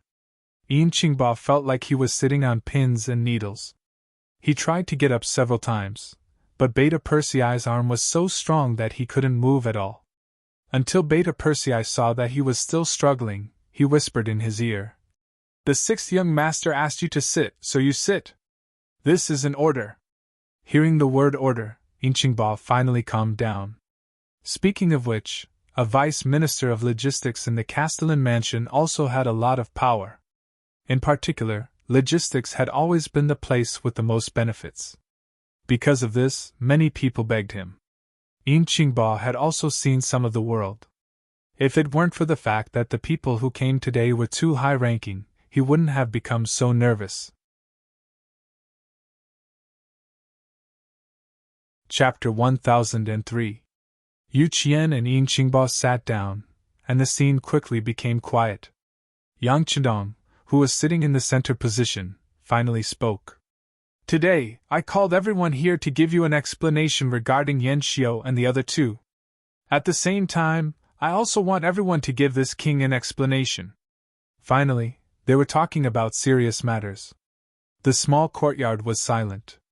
Under Yang Qindong's signal, Beta Persei behind him took a stack of signed manuscripts and handed them to everyone. "You can take a look. This is the testimony of Yan Xiao and Wanan. After interrogation, they confessed to embezzling the food from the Han people preparation camp. After investigation, the food that was embezzled from their hands was eventually transferred to the market. A total of 28,000 taels of silver was ultimately split between the two of them." When the matter reached this point, everyone in the courtyard took a deep breath. 28,000 taels of silver, split equally between the two of them, that meant that each of them would get 14,000 taels of silver. This had already exceeded the maximum limit of 10,000 taels of silver. Needless to say, they would definitely die. Everyone's reaction fell into Yang Qindong's eyes. Even though he knew that these people already knew what he meant, he still said, "Due to the seriousness of this case, this king has decided to carry out the execution in front of the central square of Crimson City in 3 days. At that time, all the big and small departments in Crimson City must go and watch. If the other officials have nothing important to do, they must also be present. Does anyone have any questions?" No. Knowing that Yang Qindong wanted to use this matter to intimidate the other officials, everyone nodded in agreement. "All right, if everyone has no questions, then we won't waste time on these two vermin. Next, let's talk about the other people and your problems." After investigation, the Minister of Civil Affairs, Zhou Hua, was aware of this matter.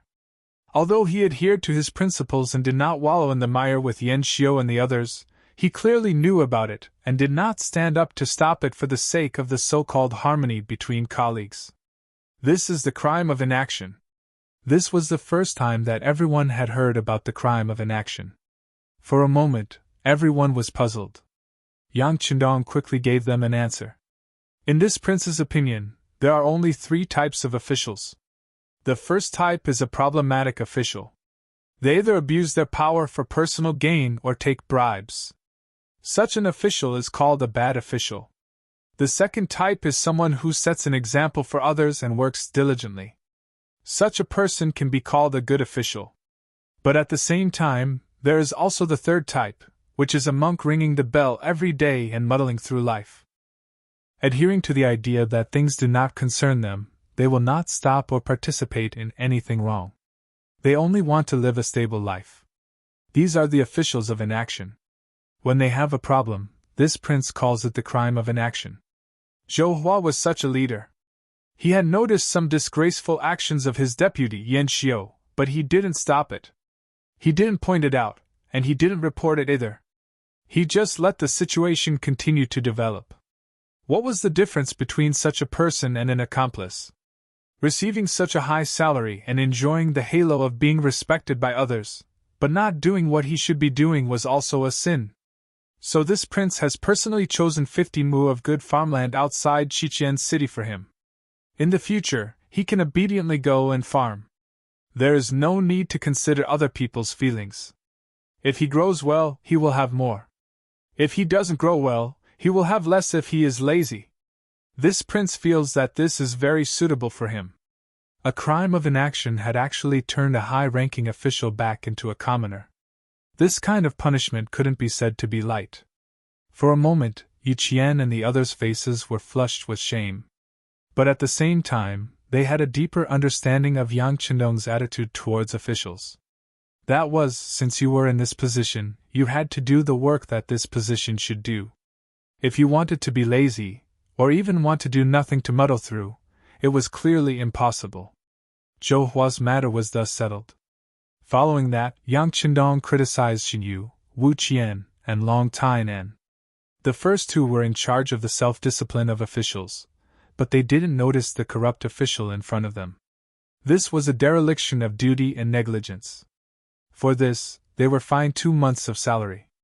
Long Tainan, as the direct leader of Wan'an, was also guilty of negligence, and was fined 3 months of salary. After making these decisions, Yang Chendong looked at the three and asked, "How is it? Do you have any objections to this kind of punishment?" "No," the three said in unison. Although they were indeed somewhat wrong, after all, there were so many officials in Yangtze. Especially when there were several provinces that needed to be monitored, it was impossible for them to take care of everything. However, even Zhou Hua had been stripped of his official robes because of his crime of inaction and had become an ordinary farmer. So what if they were fined a few months of their salary? The three didn't have any objections. Yang Chendong looked at Yu Qian and said, "This matter, City Lord Yu has both merits and faults. Because of your merits, this king has arranged a chair for you. After all, without you, this matter wouldn't have been exposed so quickly. But at the same time, the person who recommended Zhou Hua was you. You are obviously guilty of negligence, so this king will punish you with half a year of salary. Do you have any objections?" Yu Qian had already stood up. He was always righteous, but at this moment, there was a trace of sweat on his forehead. This minister has no objections. Bugnam of Gojoseon did the right thing. Good, the punishment has been given. As a person who has done a meritorious service, you should continue to sit down. Yang Chendong's voice was full of concern as he said. There was no other way. At the beginning, he had set a rule. If there was a problem with the person who recommended the person who recommended the person would be jointly responsible. Seriously speaking, only penalizing Yu Qian with half a year of salary was the lightest punishment.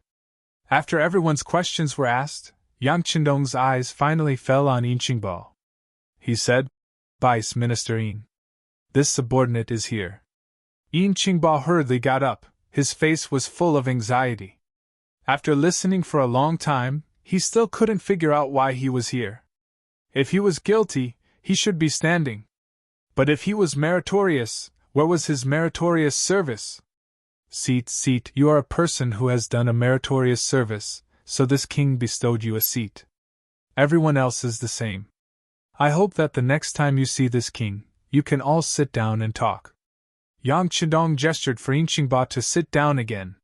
He didn't forget to use this matter to remind Xin Yu and the others. These words caused the three people to nod in unison.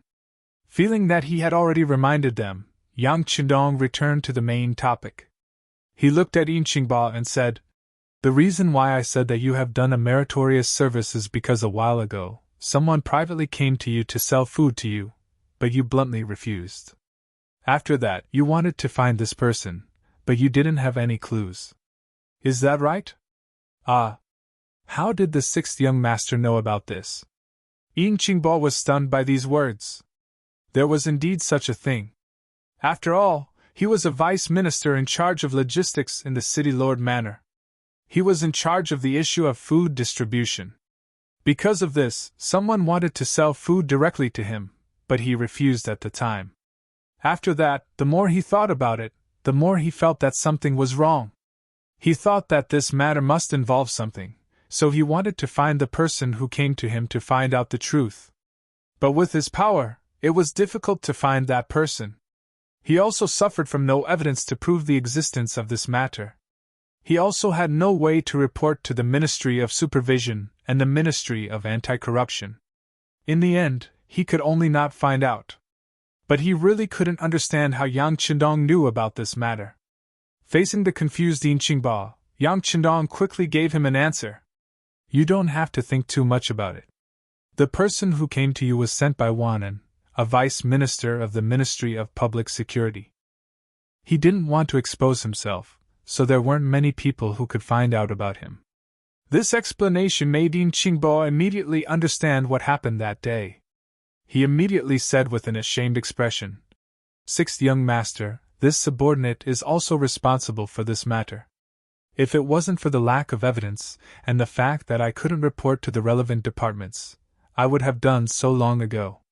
Perhaps the matter at the Han People Preparation Camp wouldn't have been delayed until now. No, this isn't your fault. You used your actions to prevent worse things from happening. I'm afraid you don't know. Originally, Yan Xiao and Wanan were prepared to keep more food, but because they couldn't find a suitable place to sell it, they could only sell it in small quantities in the city. That's why they only kept 20%. From this, it can be seen that you are already a person of merit. This king also sent people to investigate. When you were the vice minister of logistics in the city Lord Manor, you did everything by yourself and were a righteous person. Yes, as a reward, you can be the minister of the Ministry of Civil Affairs. Directly promoting a vice minister of logistics in the city Lord Manor to a minister was not as simple as being promoted by 3 ranks. This decision also stunned everyone. This was because everyone knew that there were 3 vice ministers in the Ministry of Civil Affairs who were quite capable. They were also righteous in their work. Logically speaking, they should have been strong candidates for the minister position. Now that a vice minister of logistics in the city Lord Manor was suddenly demoted to the position of minister, wasn't this a blow to their morale? As if he saw through everyone's thoughts, Yang Qindong said. A single matter in the Ministry of Civil Affairs caused problems to the minister and vice minister. As their colleagues, the other vice ministers are also responsible for their negligence. Not promoting them is a punishment for them. If anyone has any objections, they can come directly to this king. This king is willing to have a good talk with them. When he said this, he expressed his dissatisfaction, but at the same time, he also had the intention of conjugation. Conjugation was most famous in the Qin dynasty. It was first introduced by the famous reformer Shan Yang. It meant that several households were conjugated. If one person had a problem, everyone would be guilty. This kind of policy had its advantages and disadvantages. The advantage was that when something happened, everyone could think of the role of supervising each other. The disadvantage was that it often involved the innocent, and in the end, it forced the elderly to become the bad guys. Yang Qindong was well aware of the advantages and disadvantages of this, so when he talked about conjugation, he didn't use it so seriously. He didn't punish or promote, so that it wouldn't make people panic. Chapter 1004. After these words and decisions were made, everyone praised Yang Qindong's political wisdom in their hearts. At the same time, they also became more cautious. In the future, they needed to be more serious. Not only did they have to be righteous, they also had to influence the people around them to be righteous as well. Yin Qingbo, who was called out, felt as if he had been hit in the head by a big pie. At this moment, he was so excited that he didn't know what to say. As usual, he could only tactfully decline and say, "Sixth young master, thank you for your high regard. However, I feel that there are still many things that I need to learn. I'm afraid that I can't do a good job in such an important position as the Minister of Civil Affairs." Yang Qindong smiled in satisfaction at Yin Qingbo's modesty. However, once the appointment was made, it would not be easily changed. Modesty is good, but excessive modesty is not good. The position of minister will be given to you. As long as you have the people in your heart, and work seriously and responsibly like the Vice Minister of Logistics in the City Lord's mansion, there is nothing that you can't do well. Then this subordinate will listen to the sixth young master. Seeing that he had said what he needed to say, Yin Qingbao's excited heart slowly calmed down, and he accepted the task. Haha, all of this is thanks to City Lord Yu. It was you who recommended another talent to us. Yang Chenong smiled and patted Yu Qian's arm. Then, he looked at everyone and said, This king will not be stingy with what I can give to everyone. However, you should not take the things that you should not take. If anyone takes it, then be prepared to be severely punished. Only when the officials are upright can good policies fall on the heads of the people. As long as the people are satisfied, then we will be able to stand firm and go further. Any official who doesn't take the common people seriously, the common people won't take him seriously, and this prince won't take him seriously either. These words are for all of you here, and I'll have to trouble you to pass it on to your other colleagues. Yes, we will remember. Yu Qian also stood up and solemnly promised Yang Chendong. Then I hope that the next time I see you all, you can sit here instead of standing. Yang Chendong expressed his hope with a simple sentence. In order to have a seat when they meet the sixth young master, the other officials naturally tried their best to perform well. After the incident with Yan Xiao and the 10,000 times came out, everyone once again saw the sixth young master's determination to run a clean government. To be honest, it was a little harsh for the two powerful vice chiefs to be publicly beheaded just because they had embezzled more than 10,000 taels of silver. Even if they went to earn a salary and other benefits, they would be able to earn it in a few years or more. The treatment that Yang Xie gave to the officials was quite good. This was especially true after the implementation of the ticketing system. Those ticketing tools that were issued on time every month could be exchanged for high prices without having to take them out. It was precisely because the treatment was too good that if they made mistakes again, the risk and capital would be too high. As a result, the number of officials who became Yang Xie officials in the future was much lower than any other power. Zhou Hua was removed from his official position because of the crime of not doing anything.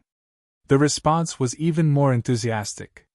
It turned out that not being greedy and not doing things was not good in Yang Xie. Yang Chendong personally said that if an official did not do things for the people, it would be better to go home and sell sweet potatoes.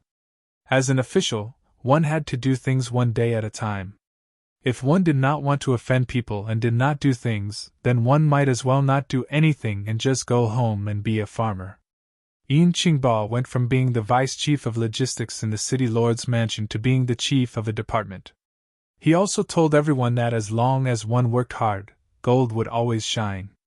This made many of the officials who were originally very capable but were worried that they would not be able to make it big in the future feel relieved. Originally, they were worried that no one would see them lowering their heads to do things. However, with Yin Qingbao's example, they did not have to worry so much. They also did not have to put an effort to make their superiors happy and speak up for themselves. Without people giving gifts, there were naturally no people receiving gifts.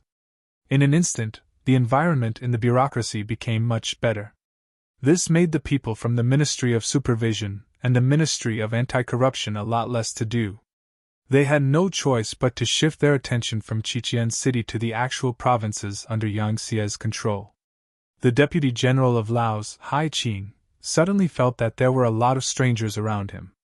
He didn't know if he was being paranoid, so he found an opportunity and asked his confidant to invite Dou Lilong to his house. Hai Qing, Lao Province's Deputy General, was the deputy of General Higuang. He was an important figure in the military. When Kanglan Kingdom was destroyed, he was very proactive and quickly changed the rudder according to the wind. He became someone Higuang trusted and recommended to Lao Province's governor, Wan Shaochen. Step by step, he rose to the position of deputy general. To be able to become a deputy general, he was considered the second most important person in the entire Lao Province's military. Logically speaking, he should be satisfied. However, a man's greed was like a snake trying to swallow an elephant. Soon, the greedy Hai Qing was dragged down by someone. The person who started this was Dou Lilong. Dou Lilong, on the surface, was a businessman from Siam. However, he had another secret identity, one of the heads of Siam's intelligence agencies. He was in charge of investigating the matters of the neighboring countries. When possible, he he would pull in important people from the opposing factions to his side. From the moment Dou Lilong set his eyes on Hai Qing, the outcome was already decided. Just a total of 20,000 taels of silver was enough for the two of them to call each other brothers. The moment Dou Lilong revealed his identity, Hai Qing could no longer turn back. Yan Xie had a rule that anyone who embezzled more than 10,000 taels of silver would be beheaded. For someone like him who had embezzled 20,000 taels of silver, even if he turned himself in, he would at most be spared. It was impossible for him to continue being an official. Since that was the case, other than being used by Dou Lilong, he had no other choice. After receiving the news, Dou Lilong came to the high mansion as a friend and a businessman. He met Hai Qing, who was frightened by the mere twang of a bow. When they met, Hai Qing looked at Dou Lilong in panic and said, "Sir Dou, you must save me." Dou Lilong pretended to be shocked and asked, "What's wrong, General Hai? Did something happen?" "Oh, Sir Dou, you don't know. I might have been targeted. Recently, when I go out, I always find a lot of strangers around." Hai Qing explained the changes around him. He realized that he had embezzled too much and could not turn back. He continued, "Sir Dou, only you can save my life now. Seeing that I have helped your caravan a lot in the past, please help me. Otherwise, you can allow me to be an official in Siam." Although he was cursing Hai Qing in his heart, Dou Lilong still smiled and said, "Mr. Hai must be thinking too much. When I arrived at your residence, I didn't find anything wrong. Could it be that I'm thinking too much? No, I'm still a deputy general. I can still observe the situation around me," Hai Qing explained. Just as they were talking, a soldier suddenly reported from outside, saying that General He Guang's personal guard captain, Yan Jiang, had arrived, along with 6 other soldiers. What? What should we do?" Hai Qing became even more flustered after hearing the news. He stood up and paced around in circles. Dou Lilong's eyebrows twitched, but he quickly regained his composure. He smiled and said, "It's okay. Many people know that we are friends. Are you saying that I am not allowed to talk to my friends when I am an official?" Hai Qing did not relax at all because of this reason.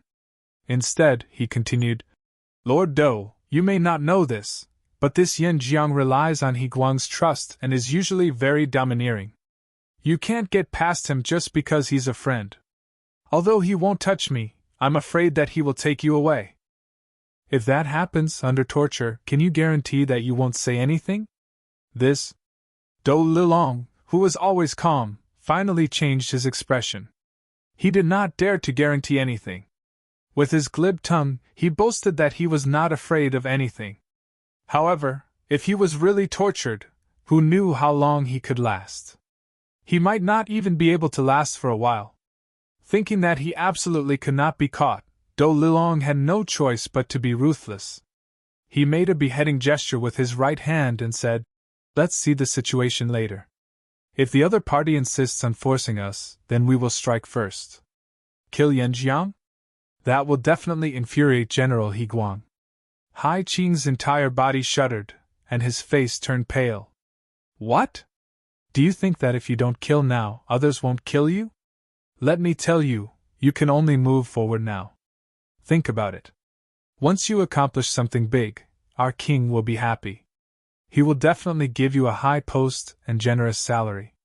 It is even possible that he will help you people of Kanglan restore your country. It is better than being scolded as a traitor." Dou Lilong was going all out. He did not expect the situation to be so serious. If he knew, he would not have appeared so easily. In the courtyard of the high residence, Yan Jiang, who was dressed in armor, led 6 soldiers and paced back and forth in the courtyard. After not seeing Hai Qing for a long time, he had lost count of how many times he had lost his temper. Finally, a manager came. He said that the High General was meeting with guests in the backyard and it was not convenient for him to come over. He asked Captain Yen to go over himself. "Let's go. We have to take Dou Lilong away today no matter what," Yan Jiang said loudly. Then, he led his 6 subordinates to the backyard. Not long after they walked to the backyard, the door to the front yard was completely closed from the inside. In the living room of the backyard, Hai Qing and Dou Lilong were sitting at a table with food and drinks. Yan Zhang's sudden appearance instantly broke the harmonious atmosphere. Deputy General Hai, I suspect that this Siamese merchant, Dou Lilong, is a spy from the enemy country. I want to take him away now. I hope that you can make it easy for us. Chapter 1005. The fact that he wanted to arrest Hai Qing showed that he was strong enough. However, this sentence also made Hai Qing unhappy. Captain Yan, Dou Lilong is my friend. It's not good to be so rude in front of my friend. Hai Qing was a deputy general. He was someone who could be ranked in front of Luan Shaochen. Yan Jiang was only the captain of He Guang's bodyguards. He was a family general in General He's residence. The difference in status between the two was like heaven and earth. However, He Guang placed a lot of importance on this personal guard captain and gave him a lot of power. That was why when the captain faced Hai Qing, he did not have the slightest intention of backing down. Deputy General Hai, I am here on official business. If you insist on stopping me, do you want me to ask the general to come and talk? Yan Jiang knew the difference in status and knew that it was useless to say more. He directly brought up He Guang. He believed that the other party would not dare to refuse. As expected, once He Guang was brought up, Hai Qing's attitude became much softer. Haha, there's no need for that. Is there some misunderstanding? How about this, Captain Yan, please come over and have a drink. If you still can't talk, then you can take my guest away. Yan Jiang didn't suspect anything. After agreeing, he strode forward to the table and poured himself a glass of wine. He raised his glass to Hai Qing and said, Deputy General Hai, I'm sorry to offend you like this. After speaking, Yan Jiang raised his head and poured the wine into his mouth. Hai Qing took this opportunity to take out a knife that he had prepared under the table and stabbed towards Yan Jiang's chest. Caught off guard, Yan Jiang's body was pierced by a knife. The wine glass slipped from his hand. He stared at Hai Qing in disbelief. He wanted to say something, but in the end, because of his severe injuries, he fell to the ground with a plop.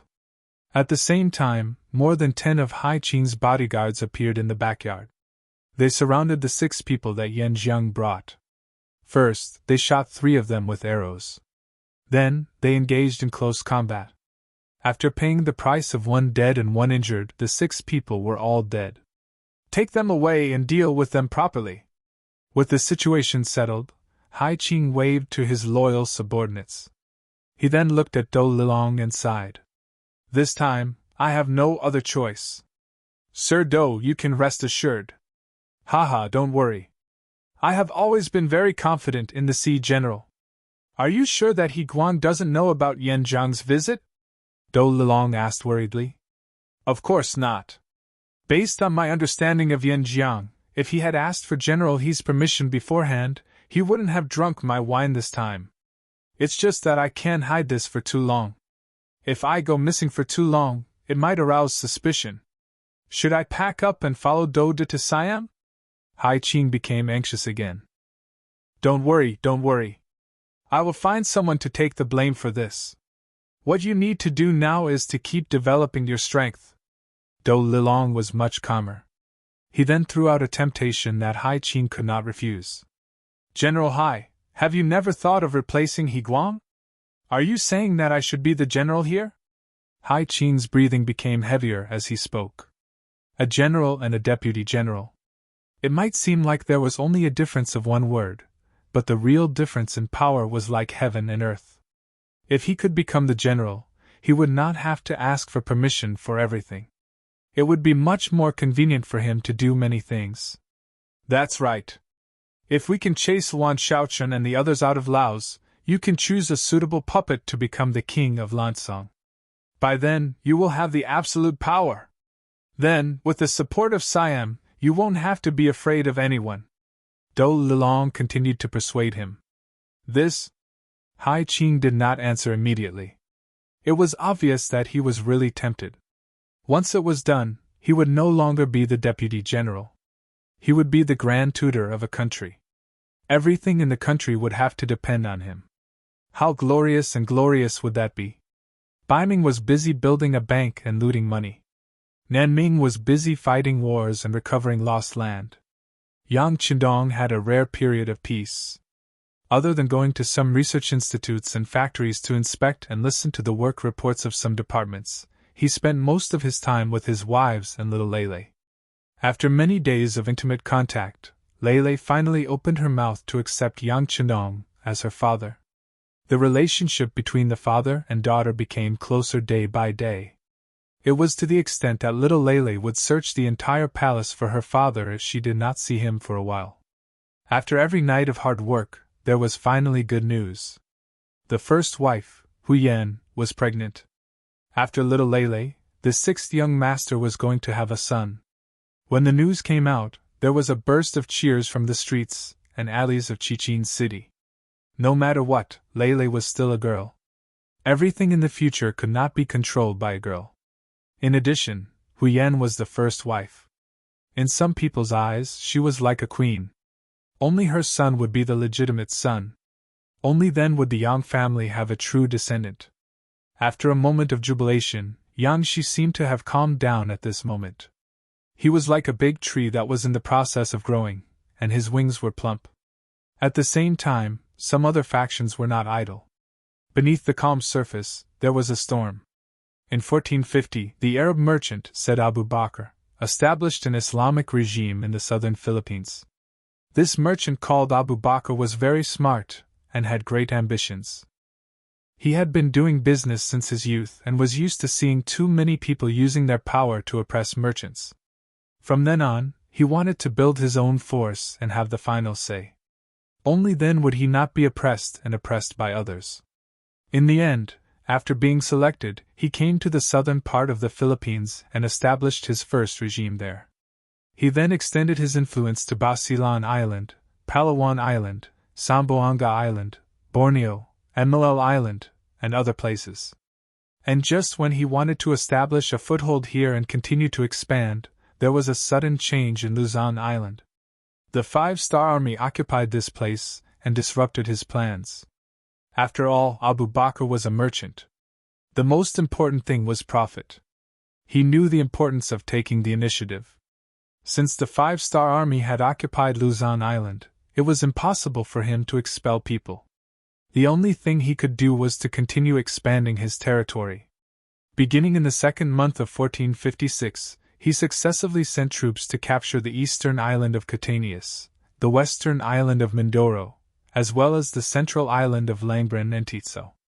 By the end of the fourth month, the whole Philippine archipelago, with the exception of Luzon and the nearer island of Palillo, was under Abubat's control. When Yang Xia occupied Luzon Island, the main purpose was to protect the south side of Ryukyu Island and control the sea between the two islands. He did not intend to occupy all the islands. This allowed Abu Bakr to succeed time and time again. It wasn't until the other party had taken control of most of the islands that the city lord of Luzon Island, Li Xing, started to panic.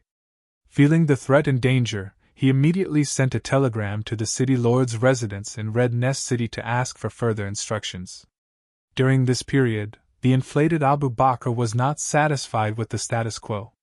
He first changed the name of Sulu, a name that appeared in China's history books long ago, to Dave and declared himself the king of Dave. Then, he sent out his capable General Duterte to attack Palillo Island. This was more of a test.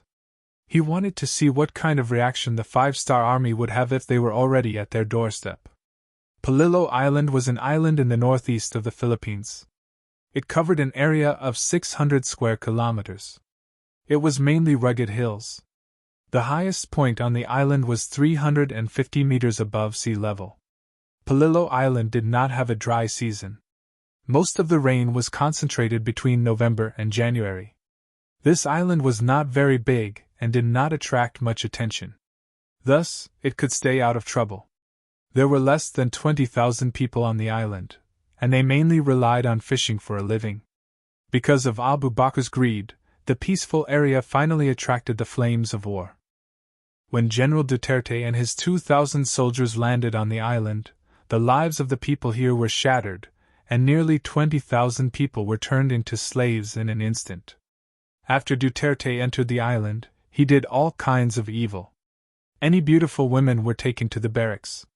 Not only were they humiliated, but they also asked the people on the island to make them food and drink.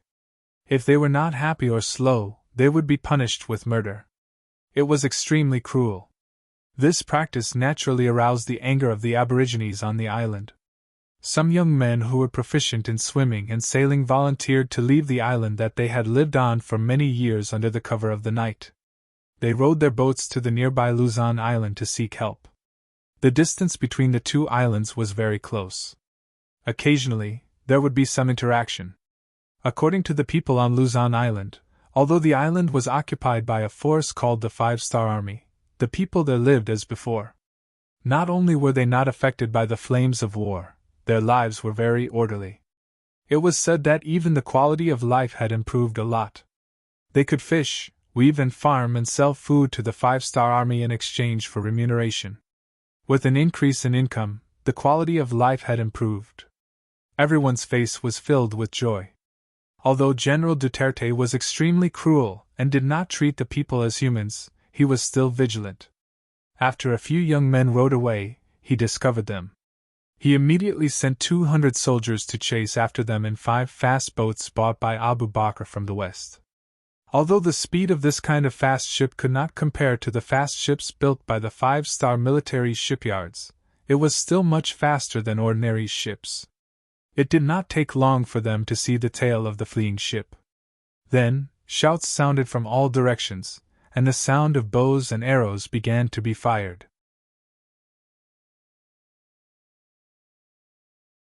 Chapter 1006. Just as the 5 fast boats were about to surround the small boat that had escaped, a boat with a 5-starred red flag sailed over in the night. This was not an official boat, but a fishing boat belonging to the residents of Luzon. The sudden encounter was not part of the plan. The soldiers who were used to riding roughshod over Palillo Island, when they saw the fishing boat, they only hesitated for a moment before making the decision to sink the 2 boats, so that the incident would not be known to the world. Originally, after seeing the 5-starred flag, the escaping youngsters thought that they had seen their savior. However, when they saw that the 5-starred ship didn't have any combat power, and the enemy's ship continued to shoot arrows, with no intention of letting them go, they realized that they had implicated the enemy. They repeatedly shouted, announcing their identity and purpose, and at the same time, asking the people on the 5-starred ship to leave immediately and not be implicated. However, it was too late to say anything at this time. Since they chose to attack, of course, they would not let anyone leave. 5 Duffy clippers flew over and kept attacking. One of the clippers was even equipped with cannons. One of the cannons hit the fishing boat of Luzon Island, causing it to shake and crumble. The situation was so dangerous that the crew of the fishing boat began to abandon the boat. Some of the good swimmers took a wooden board and paddled towards the direction of Port Luzon. They had tears in their eyes as they wanted to pass on the news of being attacked by the Duffy Kingdom. They clearly remembered that the new governor of Luzon, Li Xing, had said that as long as they hung the 5-starred red flag, no one in this area would make things difficult for them. Otherwise, they would suffer 10 times, 100 times, or even 1,000 times the retaliation. The 5 Duffy clippers continued to attack. After an hour, the 2 ships that were besieged were sunk one after another.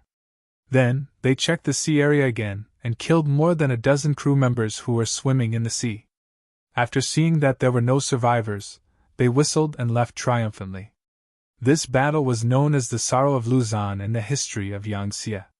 Since Yang Chendong subdued Kaohsiung, until now, in the past 8 years, any boat with the 5-starred red flag had not been attacked for no reason. The Duffy Kingdom had set a precedent. People who could walk on the sea all year round, needless to say, they were always very good swimmers. The first mate of the fishing boat that belonged to Luzon province, Wang Li, belonged to the category of people who were particularly good at swimming. After the boat was hit, he jumped into his hands with a wooden board. Because his swimming speed was very fast, he left the patrol range of the DF country's fast boat and escaped. After that, Wang Li exerted all his strength, and based on his experience, he found a direction in the dark sea. Finally, after 2 days, when he was exhausted, he encountered other ships and was rescued. When he woke up after being fed the hot rice soup, the first thing he said was that there was danger ahead, and he wanted to see Governor Li Xing. Then, he fainted. The fishing boats were all approved by the Luzon provincial government, and there was a connection between them. Someone recognized the chief officer, and the captain immediately gave the order to return to Port Luzon. A day later, Wang Li and the others returned to Luzon Island, and then they were escorted to the provincial government. Governor Li Xing warmly received them. After knowing what happened, he was very angry. In front of hundreds of fishing boats, he expressed that they would immediately send people to investigate this matter. If everything was true, then the DF country would have to give an explanation. Admitting fault, apologizing, and compensation were all necessary. Otherwise, the 5-Star Army would have the right to use force to get justice. Li Xing said so, and he did so. He called the Luzon Island garrison commander Han He and ordered him to go to the location of the incident. He had to prove that there was a sea battle there, and it was not man-made damage or natural damage. In short, there had to be evidence. Speaking of which, Yang Xie did not have many soldiers stationed on Luzon Island. Other than a garrison of 2,000 people, there was a public security team of 3,000 to 4,000 people. It was just that the public security was scattered. Normally, they could maintain law and order, but once there was a battle, the garrison would have to move first. After Hang He received the mission, he took the fast boat left by the 5-Star Army and set off, heading straight to a location not far from Palillo Island. Li Xing also sent a telegram to the Qiging City Lord Mansion, requesting that if there was a change in the situation, the 5-Star Army Navy could provide support. In the Qiging City Lord Mansion, the Deputy City Lord in charge of military affairs sent the telegram to Yu Qian, and the sound of a table being slammed sounded. Someone once said that he was too humble, saying that he was loyal to the people of the Ming dynasty, and not to the emperor of the dynasty. From this, it could be seen that he valued the people very much. It was precisely because of this that he and Yang Chidong had more to talk about. After being robbed here by a shady method, he could still concentrate on his work. Now that he heard that someone actually took the initiative to challenge the power of the 5-Star Army, how could he let it go? He immediately asked his assistant to immediately contact the deputy commander of the Navy, Gao Xiong, and he wanted to meet with him to discuss the matter. Just over an hour later, Gao Xiong rode a bicycle to the City Lord Mansion. The two big shots discussed the matter of Luzon Island in detail, and then came to a consensus. Finally, they decided to report this matter to the 6th young master. They both believed that this matter had already touched Yang Chendong's bottom line. If they reported it, they would be able to obtain a faster and better solution. In the palace, Yang Chendong was taking a walk with the first madam, Hu Yan. Women who were pregnant always liked to be sentimental. Yang Chendong would walk with her whenever he had the time, not only comforting her, but also helping her train her body. It was killing 2 birds with 1 stone. Suddenly hearing that Yu Qian and Gao Xiong had come together, his intuition told him that this must be a big matter. Dong Shuai, business is more important, you should go. I'm going to talk to my second sister, and ask for some good medicine to prevent miscarriage, Hu Yan said very considerately. Okay, be careful when you walk. Yang Chendong laughed and watched Hu Yan leave. But when he turned around, his expression became a lot more dignified. Needless to say, for the city lord and the deputy commander of the Navy to come see him together, it must be an important matter. Connecting the fact that Gao Xiong came with them, and not Leng Song, the deputy commander of the army, it was very likely to be related to the matter at sea. Yang Chendong appeared very quickly. Yu Qian and Gao Xiong didn't even finish a cup of tea before he came to the living room. Seeing that the two were about to get up, he made a gesture of inviting them to sit, and sat down on the chair in the middle, and said, Speak, did something unexpected happen? 6th young master is wise. Gao Xiong flattered. Yu Qian was a lot calmer. He sent the telegram from Mayor Li Xing, governor, to Yang Chendong and said, Bagnam of Gojoseon, Mayor Li sent a telegram saying that a fishing boat in Luzon City, Yangtze's name for Luzon Island, was attacked. According to Chief Officer Wang Li, who escaped, it was the fast ships of the recently established Dafei Kingdom that attacked. Yang Chenong took the telegram and looked at it carefully, then raised his head. The telegram said that the fishing boat hung a 5-star flag. Could it be that someone dared to attack? Yes, sixth young master. This is what made us angry. They ignored our flag, which is clearly a provocation. Previously, we didn't have many immigrants in our hands, and the distribution of the islands was too loose. We also had the new Second Army established, and North Korea provoked us, so we didn't send troops to attack them. However, this became the reason why they looked down on us. This is too much. I think that we should immediately send troops to Song City to declare our sovereignty. If necessary, we can strengthen the patrols at sea as a deterrent. As the deputy commander of the Navy, Gao Xiong's words represented the will of the entire Navy. Listening to Gao Xiong's report, Yang Chendong's eyes flashed. Is this the Navy's idea, or does the mayor's office have the same idea? The mayor's office is still waiting for the latest telegram. Didn't they say that Hang He, the commander of the Song City Garrison Regiment, has already gone to investigate? Yu Qian expressed his experienced and astute opinion. It was obvious that he wanted to get evidence first. This was also in line with the Han people's principle of doing things, which was to plan before acting. The results of the investigation? Is it really that important? Yang Chendong suddenly laughed, which made Yu Qian and Gao Xiong confused. They didn't understand what Yang Chendong meant. Without waiting for the two to figure it out, Yang Chendong already spoke. They have already sunk our ships. How long do we have to wait? I think we should order the troops to gather now, and show these daring daft country how powerful we are. Do it now?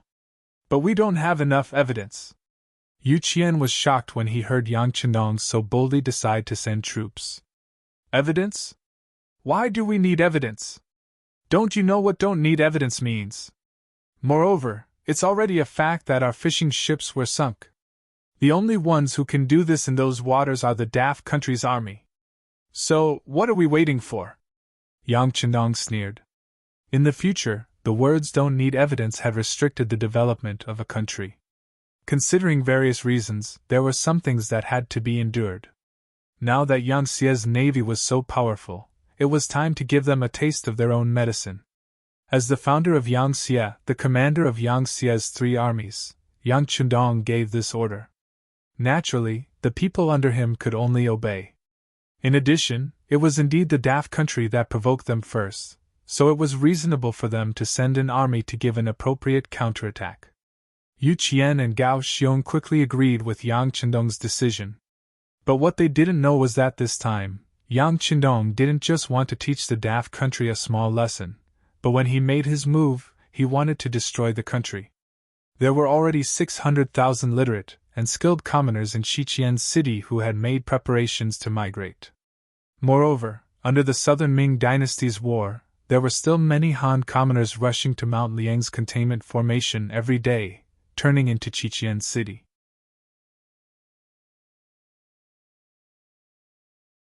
Chapter 1007. It could be imagined that in the future, there would be more and more knowledgeable Han people. With such confidence, it was time to take over the entire archipelago.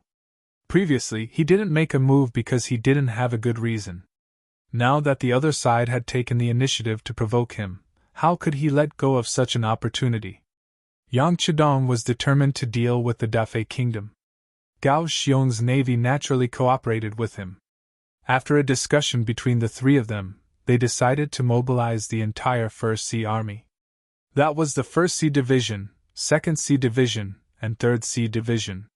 They would launch a fierce attack on the Dafei kingdom from 3 different directions. They had to make the other side suffer. They had to let them and the surrounding countries know what the consequences of offending the 5-star army were. Order the new 2nd Army's 6th Sea Division to strengthen the patrols. If there are any other forces that try to interfere, don't hesitate to beat them back. At the same time, the 5th Sea Division stationed in North Korea can also be transferred back. That place can be left to the local garrison. What we need to do now is to do our best to win this battle," Yang Chendong said in a powerful voice. This order was very similar to Yang Chendong's usual approach. Either he didn't make a move, or he would go all out. If he could destroy a country, he would destroy it.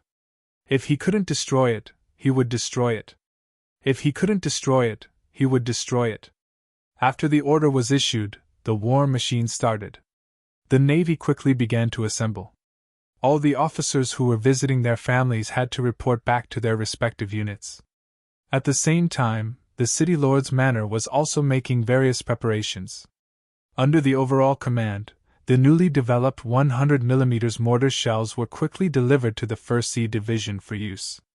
600,000 Han people voluntarily signed up, and 300,000 people were ready to enter the archipelago at any time.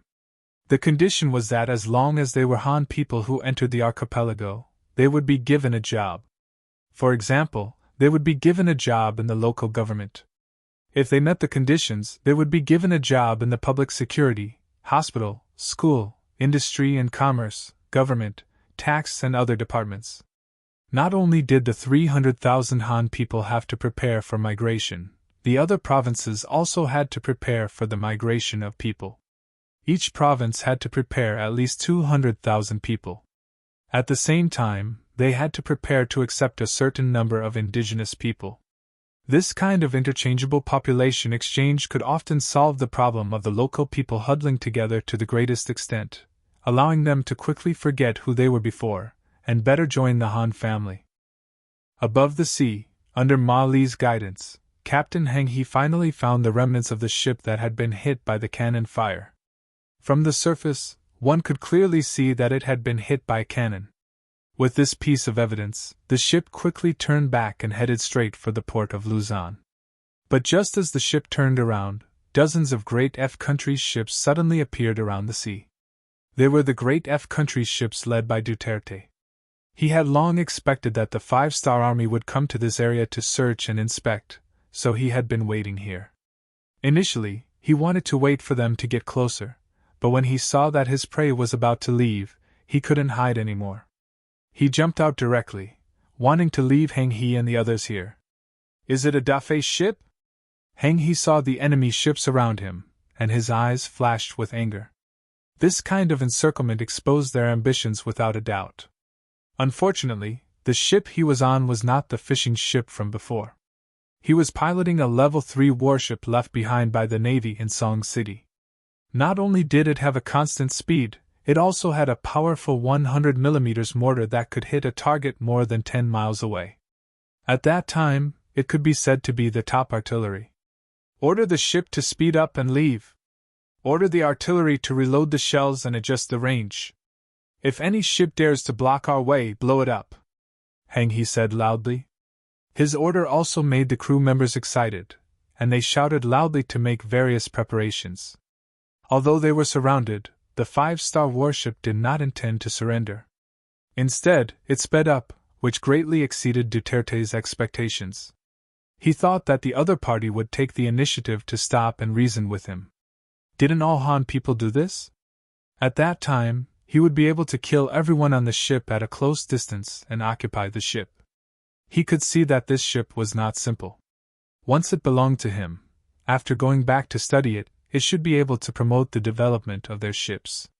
Heng He was originally a company commander in the Cold Front Navy. At that time, it was City Lord Li Xing who took a fancy to him and wanted him to stay, so he retired from the Cold Front Navy and transferred to the Garrison Regiment as the commander. Speaking of which, he was promoted a few ranks, but he still missed the time when he was a Cold Front Navy officer. Wherever he went, he was majestic. This kind of person, after many years of training, was warlike in his bones, and it was even more impossible to make him surrender. Therefore, when he gave the order to charge out and bombard the ships blocking their way, it really caught the Dafei Navy off guard. The combat power of the Garrison Regiment was very ordinary. Most of them were made up of foreign men who had only been trained and had not experienced real combat. They might be able to suppress bandits, but they were not mature enough to fight a big battle like this. Fortunately, This time Hang He brought out the elites of the regiment, and there were a few cold front members among them. There was no problem with them controlling the mortar. After adjusting the direction of the mortar and locking on to the target, a shot was fired directly at the Dauphin Navy ship blocking their way. One of the advantages of the mortar was that it was more accurate to lock on to the target. In addition, the loading speed of the mortar was fast. Before the enemy was ready, the mortar was fired and hit the target. The powerful explosion and power almost flattened the enemy's ship. With one shot, the ship's main personnel were all killed or injured. It completely lost its combat power, and could no longer pose any threat. This was a one-shot hit. The third-level warship that sped up rushed out of the encirclement before the Dauphin Navy could react. It attracted the dissatisfied roar of Duterte. "Quick, catch up! We must destroy him. He dares to make an enemy of our Dauphin Navy. He will definitely die." The clamoring Duterte led dozens of other Dauphin Navy ships to chase after them. The sound of gunfire was heard, and huge waves were set off one after another on the originally calm sea. However, in front of the third-level warship, not a single shell could lock on to the target and hit the third-level warship. Hang He glanced back with a look of disdain on his face, but then his expression turned serious. The current situation was that he was lucky to escape. In the end, he was still the one being chased. If he was not careful, he might be caught by the enemy. If his luck was bad and he was hit by a shell, then in this vast sea, he would not be able to call for help. "Speed up and move closer to the Luzon port." Thinking of the 4 new mortars installed at the Luzon port, Hang He's heart calmed down a lot. According to the current situation, he could only think of a way to return to the port, and then rely on the danger to defend. One chasing and one escaping, this scene played out on the sea. Under the full power of the third-level warship flying the 5-star flag, the distance between the two sides gradually increased. Hang He's luck was still good. Even when he was out of the enemy's range of attack, he was still hit by a shell. He knew that he was temporarily safe. But then he began to worry about the Luzon port. Still, other than the 4 mortars arranged at the Luzon port, there were no other defensive measures. With the average combat power of the Song City garrison, would they be able to stop 2,000 enemies? Once the enemy rushed to the coast, what kind of destruction and impact would it bring? But if they did not retreat to the Luzon port, where could they go? This third-level warship ran on coal. Considering the mission this time, it was equipped with about the same amount of raw materials. If they could not rush back as usual, they could face the predicament of running out of energy at any time. Although they had considered such a thing when they were developing the Level 3 naval battle system, and if they had no other choice, they could row the boats manually. However, with that kind of speed, wouldn't the enemy catch up to them very quickly? Speed up and return, then quickly gather the soldiers. Guard the port and ask for help from the higher-ups. In the end, Hang He made the decision to return to the port quickly. Compared to taking the risk of running in circles with the enemy, it was better to return to the port and use the terrain to counterattack. As one chased and one fled, the distance between the two sides kept increasing. However, it was obvious that the enemy behind him was enraged. They chased after Hang He with no intention of giving up. Judging from the direction the enemy was heading, it was likely that they were heading to the Luzon port. Considering that the battle had already begun, there was no need to wait any longer. Duterte could not help but want to show off his strength, rush to the Luzon port, and occupy the entire Song City. Before coming, Duterte had already read the detailed information about Song City. He knew that the 5-star army only had a garrison here. The garrison had the same number of people as him, 2,000. Moreover, their combat power was far inferior to his. The enemy was just a bunch of new recruits. At the very least, many people in his team had been pirates nearby and had seen life and death. They were all bought by Abu Burkle with a large sum of money to serve him. In terms of combat power, he should not be afraid of them. More importantly, Duterte also knew that the garrison of Song City mostly used cold weapons such as knives, spears, and swords. Furthermore, he had 200 hollow tongs and 50 flintlock pistols in his army. The king had spent a lot of money to purchase them from Western merchant ships. This was where his advantage lay. If he used it well, occupying the entire Luzon island would not be a problem. At that time, he would become the hero of the entire Daf country. It could only be said that he was short-sighted. The inexperienced Duterte did not know how powerful the five-star army was. He, who did not live in this sea area before, thought that the five-star army was just like the natives of the mainland. After firing a few cannons and firing a few shots, the other party would really admit defeat and surrender.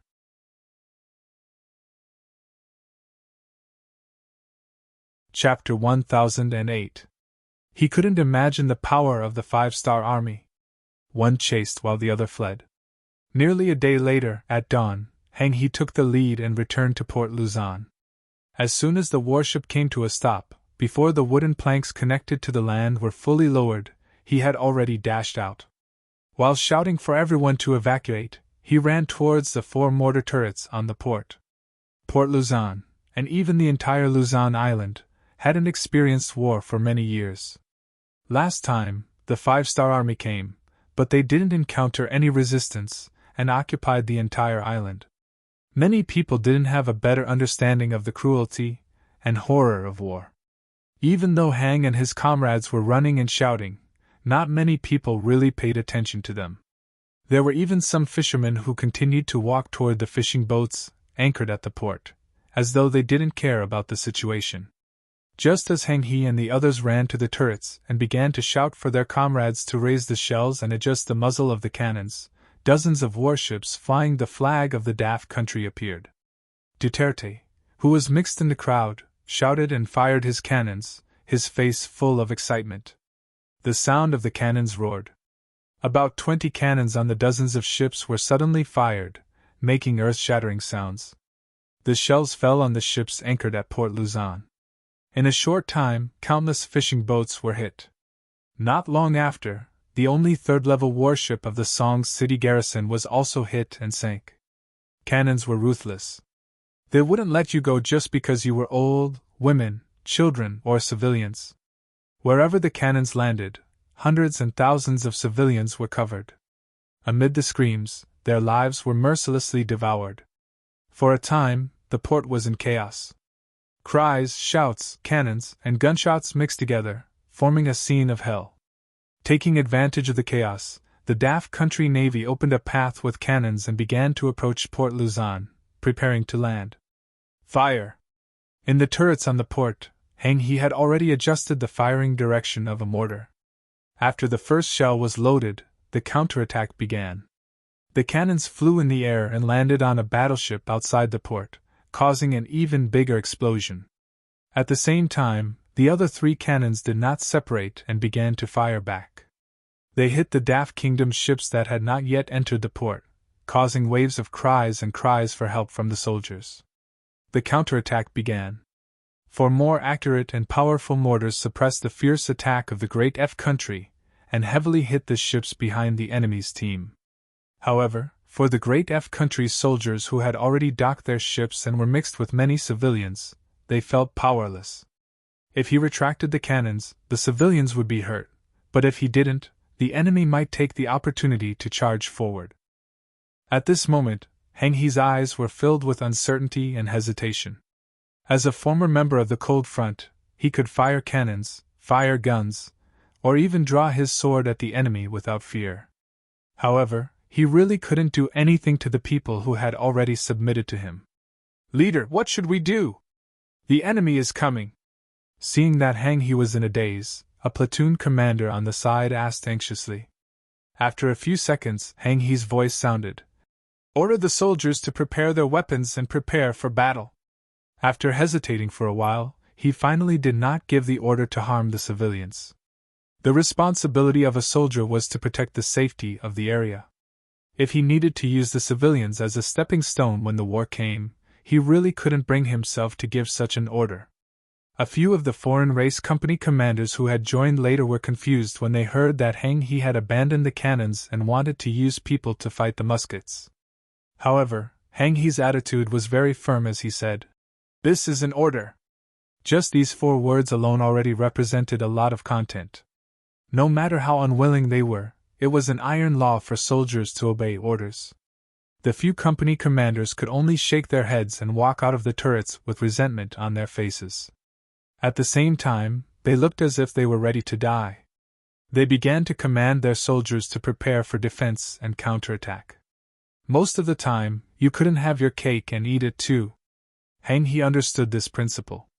He also knew that if he was still serving in the cold front, the officers above would definitely make the same choice as him. Therefore, he did not regret it. He was only afraid that he wouldn't be able to hold on until the main force of the cold front arrived. If the enemy really charged forward and abandoned Luzon port, then he would be condemned for eternity. The moment the cannons were fired, the newly built Luzon city, which was not far from the port, sensed it. As the city lord, Li Xing immediately called for a telegraph operator and asked him to immediately send a distress signal to the city lord's mansion, the Navy headquarters, and even the 6th Young Master's radio station. While sending the telegram, Li Xing made the decision to close all 4 gates of Luzon city. Then, he began to call for some of the reserve militia in the city lord's mansion. He took out the limited weapons in the city lord's mansion's warehouse and asked them to defend the city together with him for the safety of his home. In Port Luzon, Duterte braved the danger of being swallowed by the cannons and walked out of the warship. He was surprised to find that there were no cannons at this distance. He looked around in confusion. When he saw many local citizens lying on the ground trembling, he finally understood everything. He laughed and said to his subordinates, "Do you see that? Our opponents are stupid." For the sake of the safety of these lowly citizens, they didn't dare to open fire and allowed us to board the port. Ha ha ha, this is an act of suicide. That's right, General. Your chance to make a big contribution has come. As long as there are no cannons, no one will be a match for us with our firearms. The soldiers quickly flattered. You're right. Let's make a big contribution. Charge. Duterte laughed loudly and began to organize the soldiers who had boarded the port to launch an assault. There was no difference in military strength, and it was a small-scale battle. The advantage of firearms could be put to good use. When Duterte led his troops to charge, He organized his men to counterattack. Every time there was a burst of gunfire, a dozen or so garrison soldiers would fall to the ground covered in blood. They counterattacked 3 times in a row. Although they had stopped the enemy's advance, they had also lost about 100 people. Seeing this result, the battalion commander finally couldn't help but say, "Commander, if this continues, I'm afraid we'll all die. If we can't do it, then we'll open fire." "We can't open fire. That will only hurt the citizens. Even if we win, we'll be sinners. We won't be able to answer to the 6th Young Master. Everyone, hold on. I'm sure the city lord already knows about this and will inform the nearby navy. As long as everyone holds on, we can win." He stubbornly insisted on his decision. He knew very well that if he died protecting the people, the Marine Army wouldn't punish him for his crimes. They would only praise him and his family would be well taken care of. On the other hand, if he didn't care about the safety of the citizens and opened fire to protect himself, then regardless of whether he won or not, he would be punished by the military. At that time, his family would be implicated. Even if he died, he would have to bear a bad reputation. He's insistence caused the garrison to suffer even greater losses in the following battle. Originally, there were only 2 battalions of soldiers outside the port. After 5 or 6 waves of attacks, the number of casualties had reached half. If this continued, it would take at most 2 hours for the remaining 400 soldiers to lose their lives. The battalion commander was seriously injured and was carried away. The battalion commander of the 2nd Battalion had also led the soldiers to charge twice and was slightly injured. He immediately decided to lead the counterattack. Anyway, as long as he had a breath left, he would not let the enemy reach the fort. As long as he had a breath left, he would not fire at the port and hurt a single citizen. "Commander, you are the backbone of everyone. You can't lead the team." When the battalion commander of the 2nd Battalion was about to launch another counterattack, he saw He stand up. How could he let that happen? He immediately expressed his opposition. Okay, don't argue at this time. If you can all charge, why can't I, the commander, do the same? If I die, then you will be the commander. If you die, then the company commander below you will be the commander. In short, there is still one person who must protect the fort. If unfortunately, we are all going to die, then the last person will set off the explosives. These 4 mortars must not be left to the enemy. This is our mission. Do you all understand? These words were like the last words left before death. The battalion commander of the 2nd Battalion didn't know what to say. He could only watch as Heng He took his bow and rushed out of the fort. He was worthy of being the former commander of the Cold Front Company. His individual quality was extremely strong. After he rushed out of the fort, he aimed at the enemy less than 100 meters away and released arrows. 1 arrow, 2 arrows, and he killed 2 soldiers of the Great F Kingdom who were armed with guns. A bullet flew past his body and left a bloody wound on his leg. He moved his right leg and found that it was only a scratch. It wasn't a big problem. He continued to shoot arrows. At the same time, he touched his waist sword and tried to get closer to the enemy. He wanted to find a way to kill a few more in close combat. Other than the warships that were destroyed by the cannon fire, Duterte only brought 1,300 to 400 soldiers to the port. Together with the flintlocks, there were only 200 weapons. Once a soldier died, other soldiers would quickly replace him. This allowed him to maintain enough firepower to suppress the enemy. After killing 200 of the enemy's people and losing 100 of his own people, Duterte's face was a bit ugly. Didn't the intelligence say that this garrison regiment was just established and didn't have much combat power? Why were they still so difficult to deal with? It had been almost 2 hours since they entered the port. This was the territory of the 5-star army. If he couldn't quickly end the battle, who knew if the 5-star army's reinforcements would arrive?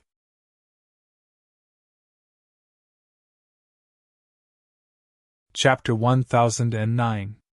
Thinking that things might change if he delayed any longer, Duterte also became ruthless. He shouted angrily at more than 200 gun-wielding subordinates. This time, everyone, let's go together. The enemy doesn't have many people left. We only need 1 charge to obtain the final victory. Anyone who kills the enemy will be heavily rewarded. Listen to my command and attack together. The general gave an order.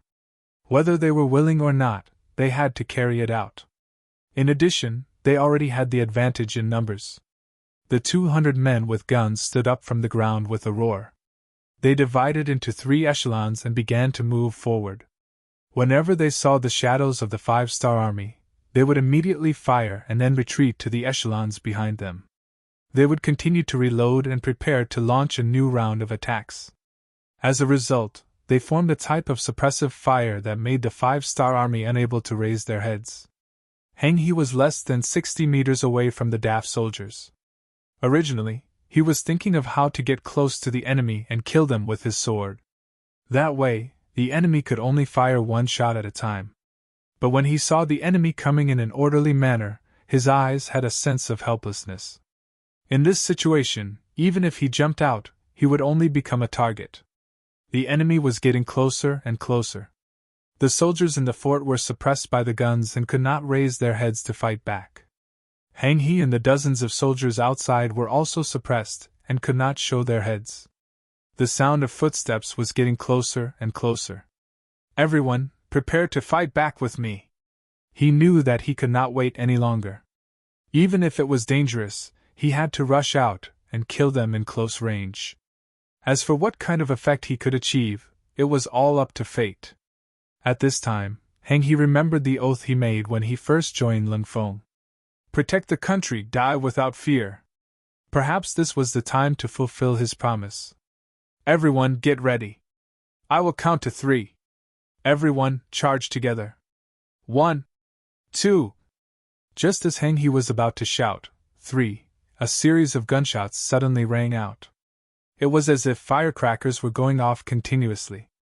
Hundreds of meters away, countless Navy soldiers wearing white military uniforms appeared.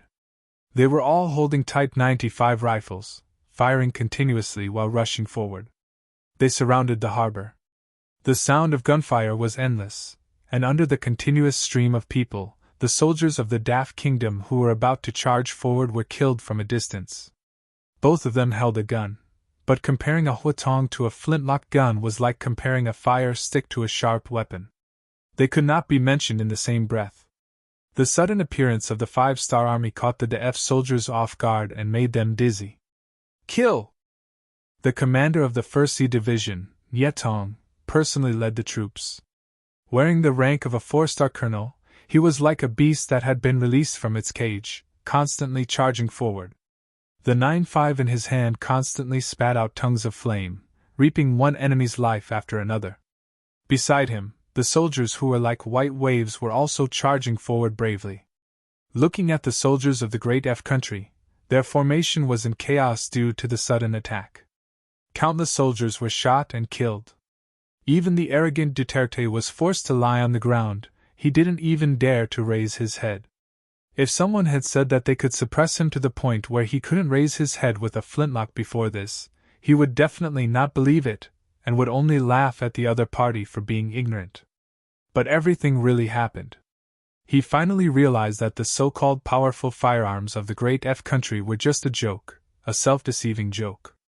Gravel around him was constantly being hit, shattered, and flew in all directions. Occasionally it would cut through his clothes and leave wounds on his body. However, at this moment, Duterte had completely forgotten about the pain. His entire body was trembling, like a wild wolf that had always been used to being a tyrant, suddenly discovering that the person standing in front of him was a ferocious tiger. His firepower was completely suppressed. Looking from afar, there were shadows of enemies everywhere. Looking back, he was also surrounded by enemies. At that moment, Duterte knew what the result would be if he continued to fight. Duterte, who didn't want to die and was also afraid of death, didn't hesitate and directly shouted, "Don't kill me! I surrender! We surrender!" It was the same for the general. It was easy to imagine that when the soldiers below heard this shout, it was as if they had heard the sound of nature. One after another, they shouted to surrender. Then, without waiting for the 5-star army to reply, they threw their spears and spears all over the ground. It was as if they had given up on resisting. This was an army that only knew how to bully people. Facing the unarmed people of Palillo Island and the unarmed fishermen on the fishing boats of Song City, they wantonly displayed their killing intent. Facing the stubborn resistance of the Luzon Island garrison, they pounced on them like hungry wolves, relying on their powerful firearms to display their bloodthirsty side. But the moment they met the 5-star army, which was stronger than them, they immediately cowered. After only one wave of attacks, they immediately chose to surrender. This was how they should behave. Such an army was only fit to bully some commoners who were far inferior to them. If they were faced with a strong army, they would not even be as good as the commoners. Duterte surrendered, and the thousands of soldiers behind him also surrendered. On the port of Luzon, in front of the turrets, a large number of people knelt down. At this moment, they were surrounded by the 5-star Navy. They couldn't do anything other than covering their heads with their hands. Yang Chindong, accompanied by the deputy commander of the Navy, the commander of the 1st Marine Army, Gao Xiong, and others, boarded the port. What he saw was a scene of devastation. He saw the tragic scene of countless people dying under the guns of the Great F country's soldiers. The commander of the 1st Division, Nie Tong, quickly sent people to understand the results of the battle. He also saw Commander Hang He. At this moment, he saluted Yang Chendong and reported the situation. When he reported the number of casualties, Yang Chendong's face became darker and darker. Reporting to the 6th young master, the above is the specific process and result of this battle. Please tell us everything, 6th young master. After Division Commander Nie finished his report, he saluted again.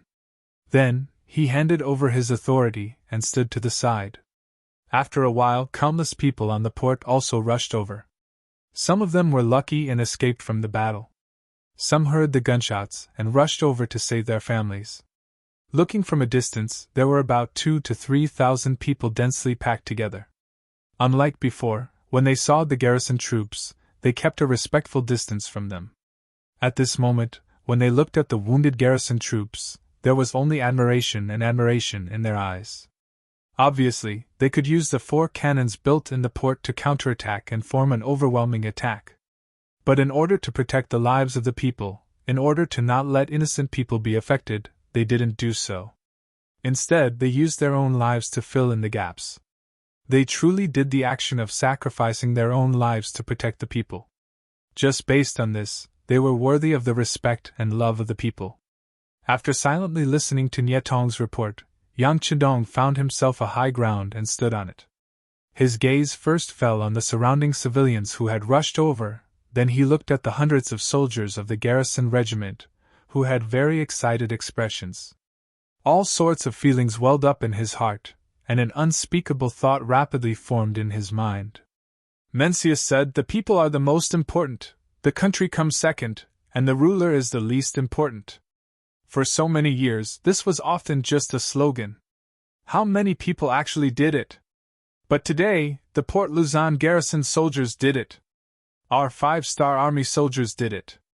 Just now, they would rather face the terrifying gunfire of the enemy, face the danger of sacrificing their precious lives at any time, and would rather use their flesh and blood to resist the enemy than hurt a single person. What kind of spirit is this? This is a spirit where blood is thicker than water. Chapter 10:10. After roaring out the word kill, Yang Chindong's gaze turned to Duterte and the others. His murderous aura grew heavier as he said, "These invaders, they didn't care about killing civilians, they should be beheaded according to their crimes. Next, this king will make a judgment, all the invaders will be sentenced to death, in order to appease the sacrifice of the garrison soldiers and the innocent people of Luzon Port. Now, High 1st Division, please carry it out. Long live the Southern Martial King! Long live the Southern Martial King!" Once again, the sea of people shouted in unison, representing everyone's thoughts. Duterte and the others who understood the meaning of Yang Chindong's words instantly turned pale. This general was still trying to explain something. "You can't kill us. We have already surrendered, we are captives. And I also know many secrets of Daft country, I can provide you with help.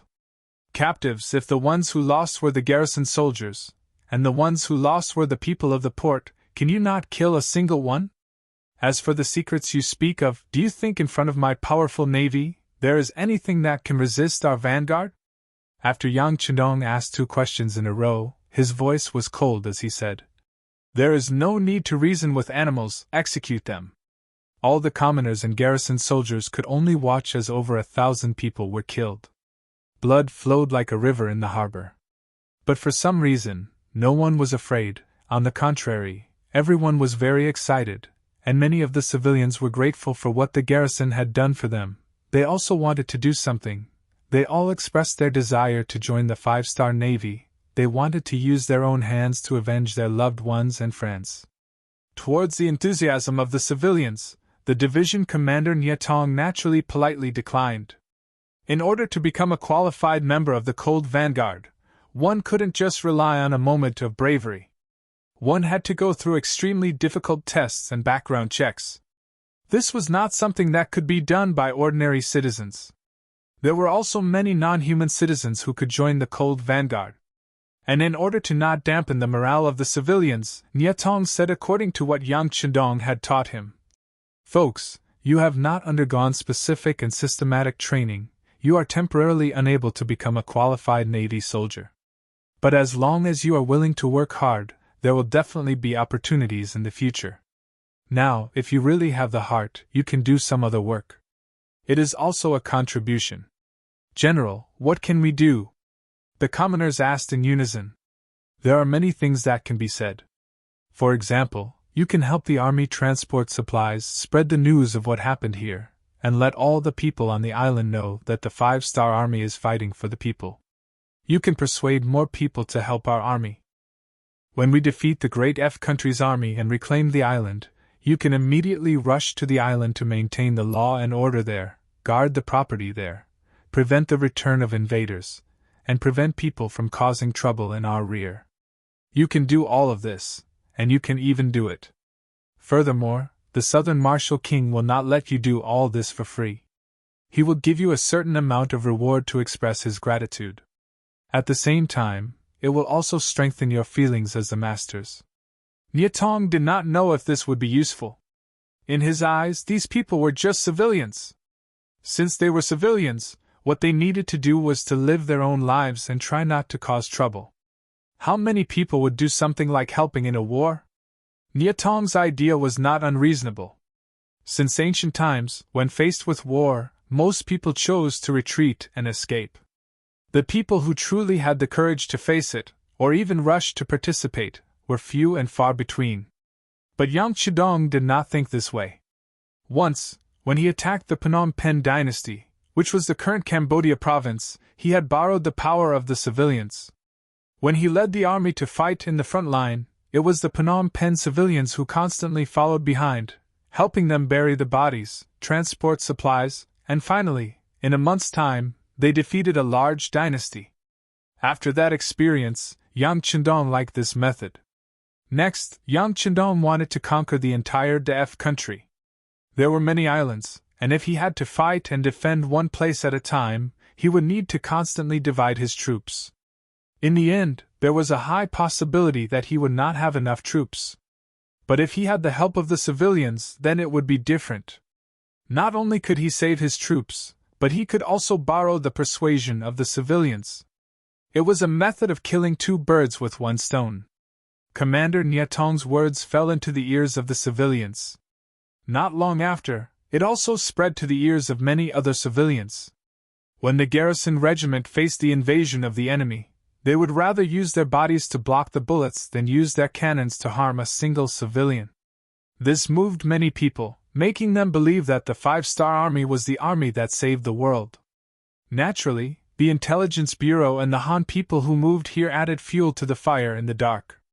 But at the same time, helping the Five-Star Army would give them benefits and rewards.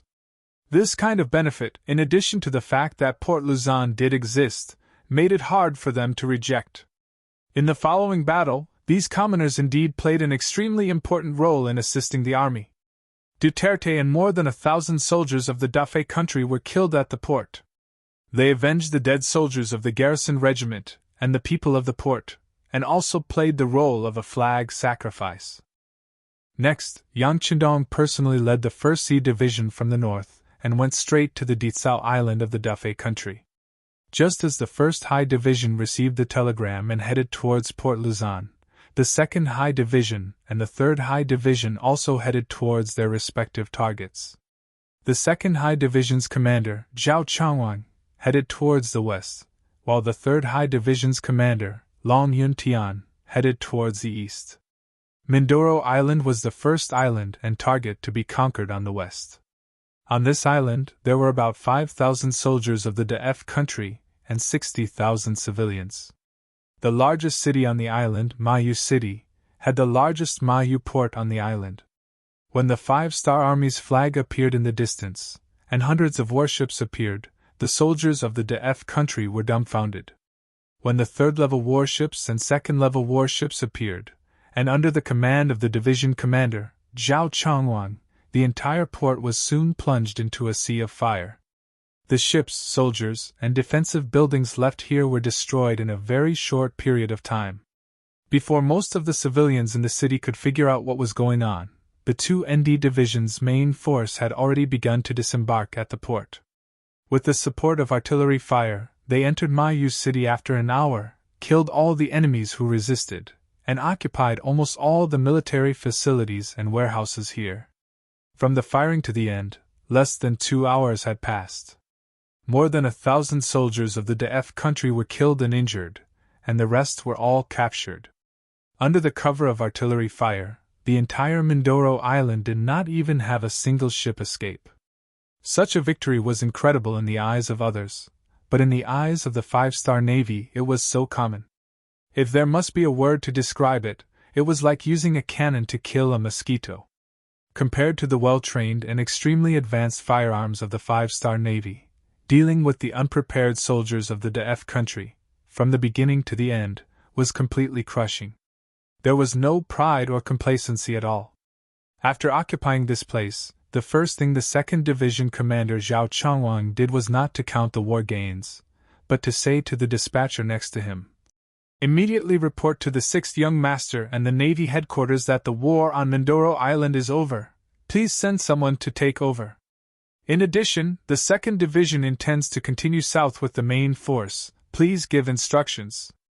A small island like Mindoro was naturally unable to satisfy the appetite of Division High and Division High, so it was expected that they would continue to fight. Not only did Division High and Division High act this way, Division 3 Long Yuntian's subordinates also quickly reported to Yang Chendong and the Navy headquarters to continue to fight.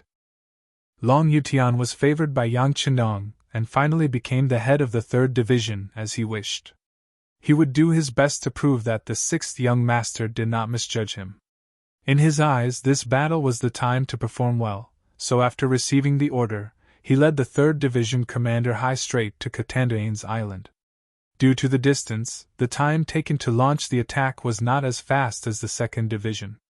However, from the moment they entered the island to the moment they fired the cannons, it only took them 2 hours.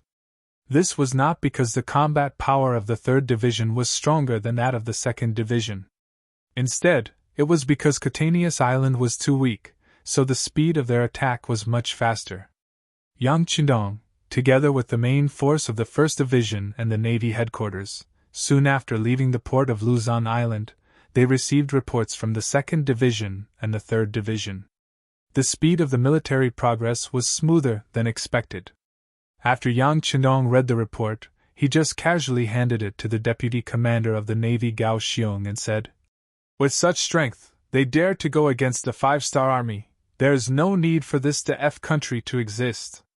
It was said that the more daring a person was, the more bountiful the land would be. In Yang Chendong's eyes, DF country was not in his eyes. If it was not for the fact that he was not fully prepared, and that the resources in the islands were not that abundant and scattered, this place would not have become his early target.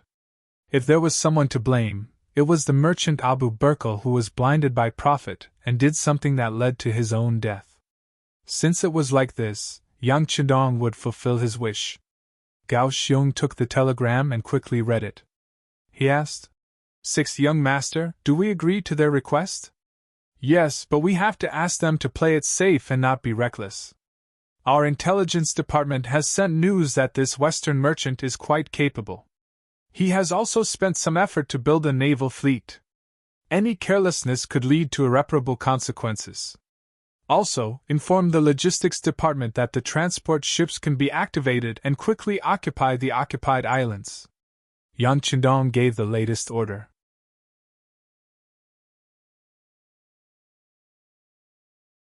Chapter 10-11. Each team took turns to advance according to their different tasks. The war unfolded in an orderly manner, and the islands belonging to the DAF country were occupied one by one.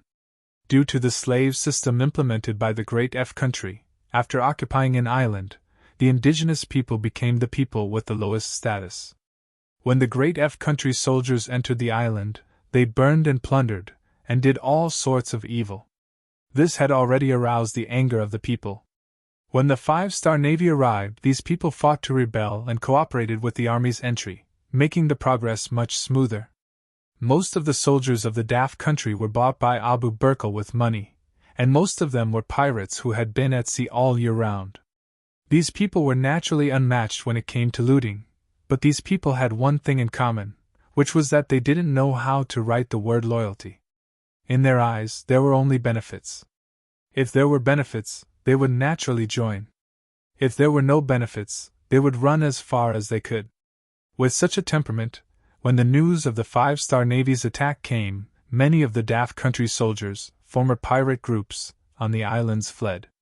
In some small islands, they didn't even do anything to resist. When the main force of the 5-star Navy arrived, they often encountered an island that was unprepared. What they saw were the indigenous people who didn't resist at all. With such a big change in the situation, the 2nd and 3rd naval commanders reported the situation again. Yang Chendong quickly responded. Since the local people were also exploited, As long as they sincerely submitted to Yang Xie and Song City, they wouldn't be harmed. But if anyone showed any hostility to the 5-star Navy, they would be killed without mercy. Those who are not of my race must have different intentions. After so many years of development, in the original Sulu archipelago, only the people in the Luzon area were mostly Han people. They still had feelings for the great Ming dynasty.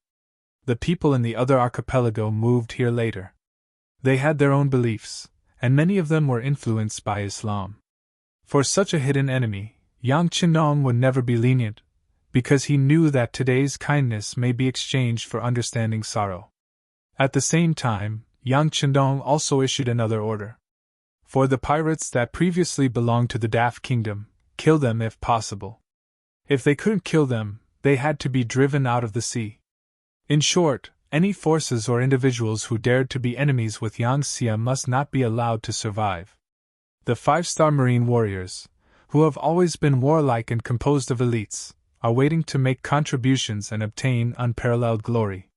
In order to achieve this goal, the worst thing was to have no battles to fight. This order coincided with the thoughts in his heart. Naturally, he would not be polite. The warship continued to accelerate. Once it bumped into the Defei Navy or the foreign pirates, it would not be polite. It would shoot out cannonballs. It did not know how many ships were damaged. The color of the sea became a lot redder because of this. The continuous victories of the First Ocean Army naturally caused some people to jump and curse. In Maralag city of MLL Island, the temporary capital of Daf country, King Abu Burkle was sitting on a throne as he pointed at the officials below and scolded. "What the hell is going on? Didn't you say that our army is composed of elite pirates who have experienced naval battles all year round? Didn't they boast to this king that if the 5-star army dares to come, they will definitely destroy them at sea? Why is it that when the real battle starts, they are so weak? Who can give this king an explanation?" As Abu Burkle spoke, his gaze landed on Ferdinand, who stood at the top of the vassals. Ferdinand, who was deeply trusted by King Abu Burkle, was given the position of Prime Minister. The main job he was responsible for was to deal with the pirates, and was in charge of the military. In his bones, Abu Burkle was still a businessman. He valued profit more. Originally, with the help of his family that had been doing business for generations, he had some foundation. Doing business in this archipelago was like a fish in water. He seemed to have a pair of innate wisdom, always able to do things with appropriate things very well. To put it bluntly, he could transport the most common goods from one place to another in a very short period of time and sell them at a high price. Then, when he returned, he would bring back the specialties of the other place and sell them at a high price along the way. It was because of this unique talent that Abu Burkle's business grew bigger and bigger, and the money in his hands grew bigger and bigger. When he had enough money to build a huge army, he met Ferdinand, and the two of them hit it off immediately. Especially when Ferdinand said that he could build a country with financial resources and then use the power of the nation to collect money, Abu Burkle saw a bright path, and thus, Daf country was born. Who knew that the good times didn't last long? When they just occupied the nearby islands, some of the looted items were still being counted. Before they could be transported out, the 5-star army came and gave them a heavy blow. News of islands and cities being looted came one after another. After spending a lot of money and bribing so many pirates to work for him, this was the result. Abu Burkle, who spent the money, was naturally very distressed. At this moment, his gaze toward Ferdinand was naturally full of hostility. Prime Minister Ferdinand, who was stared at like this, felt very wronged. He was only ordered to contact those pirates. In the end, one paid, and the other contributed. It was a cooperative relationship. Palawan Island was the westernmost island in the Great F country. It wasn't difficult to get there because it was far away from other islands. Once it was attacked, it could retreat or advance. It also had another advantage. There was a very powerful pirate group here, Ma Keqing's pirate group. Ma Keqing was originally a pirate giant that sailed around Sumatra. He had close to 1,000 large boats, and a crew of more than 60,000 people. Among them, there were 20,000 elites who were good at fighting and desperados. It was a very powerful pirate force. When Ferdinand went to rope him in, he spent a lot of effort. Of course, he also spent a lot of money to invite him to join the Great F country and let him help guard Palawan Island and become the main force supporting the Great F country's western seas. It was precisely because of his understanding of Ma Keqing's abilities that Ferdinand had been the first to seek him out. When he landed on the island and brought with him 10 chests full of gold and silver, totaling up to 500,000 taels of silver, the pirate leader Ma Keqing's face was already beaming like a flower. "Brother Ma, this is our king's sincerity. He also said that as long as you can defeat the 5-star army, he will also give you a third of the loot. How about it?" Seeing that the time was right, Ferdinand said his request. It was only a third of the loot, so it was naturally difficult to move Ma Keqing. This also made him quickly withdraw his smile and said with a very serious expression, "Prime Minister, what do you think we are? A mere 500,000 taels of silver is enough to make tens of thousands of my brothers work for you?"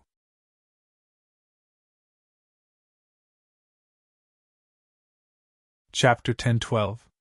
Hee, Brother Ma is lacking. You probably don't know how powerful the 5-star army's ships are. Let me tell you, they have the fastest power in the world. At the same time, each ship is equipped with cannons that are several times more advanced than ours. Once we defeat them and occupy their ships, it will greatly increase Brother Ma's strength. Moreover, the king said 1/3, but he isn't here. How much 1/3 is there? Isn't it up to the two of us to decide? Oh. Hearing that the spoils of war were so generous, Ma Keqing was already tempted. When he heard Ferdinand's words, he smiled again. Then everything will depend on the Prime Minister? No, all victory will depend on Brother Ma. This time, the enemy isn't weak. Don't hold back. A smile appeared on Ferdinand's face as well, followed by bursts of laughter. The two of them had reached an agreement just like that. There were no eternal friends, no eternal enemies, only eternal benefits. When the benefits were big enough, people would take risks. Ma Keqing made the decision to fight with the 5-star army. In order to tilt the scales of victory towards here, Ferdinand used his identity as the Prime Minister of the F country to give orders to the nearby sea regions. Once the battle started, they were required to do everything possible to stop the nearby 5-star army's reinforcements. They had to buy enough time for them to destroy the enemy's main force. Regarding this, Ma Keqing didn't put it in his eyes. He said bluntly, "We have already investigated. The 5-star army's navy is divided into 3 parts. Each part has less than 10,000 people and less than 200 ships. As long as they are surrounded by us, they won't be able to escape, let alone send a message." What Ma Keqing meant was that Ferdinand's actions were superfluous. Ferdinand laughed and said, "I don't think Brother Ma's goal is so short-sighted. I arranged a few people to watch over the other 5-star army's main force. If we can destroy more enemy ships, wouldn't we gain more benefits?" "Oh, ha, that's feasible." Ma Keqing laughed heartily, as if the main force of the 5-star naval division was already present, and could be easily manipulated by him.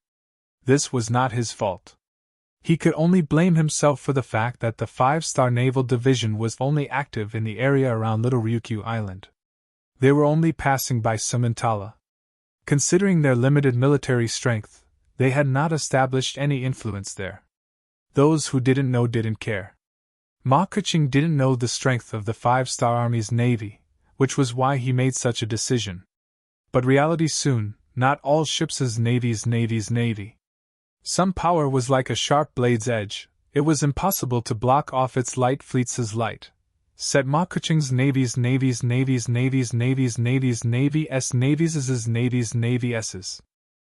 He said with concern in his heart, "Division Commander, the speed of the scout ship shouldn't be this slow. Do you think they are deliberately leading us there?" Originally, he had some doubts in his heart. Now that his subordinate also had the same thought, Chao Changwang was almost certain of the other party's plan. He nodded and said, "What you said is exactly what I was thinking. It seems that the other party is prepared for a decisive battle with us." Hee, that's exactly what I was thinking. Tell the fleet to slow down and keep a sufficient distance between each ship. Be prepared to fight at any time. At the same time, report everything that happened here to the headquarters. When it came to such a big battle, Zhao Changwang had to report it. This was originally the rule of Yang Xie's army. When this telegram was sent to the headquarters, Yang Chendong and the 1st Division had just occupied Panay Island. They were checking their harvest here. The telegram was sent to Yang Chendong and the Deputy Commander of the Navy and the 1st Division Commander Gao Xiong. Come on, find out the relevant information about Ma Keqing, Yang Chendong said casually.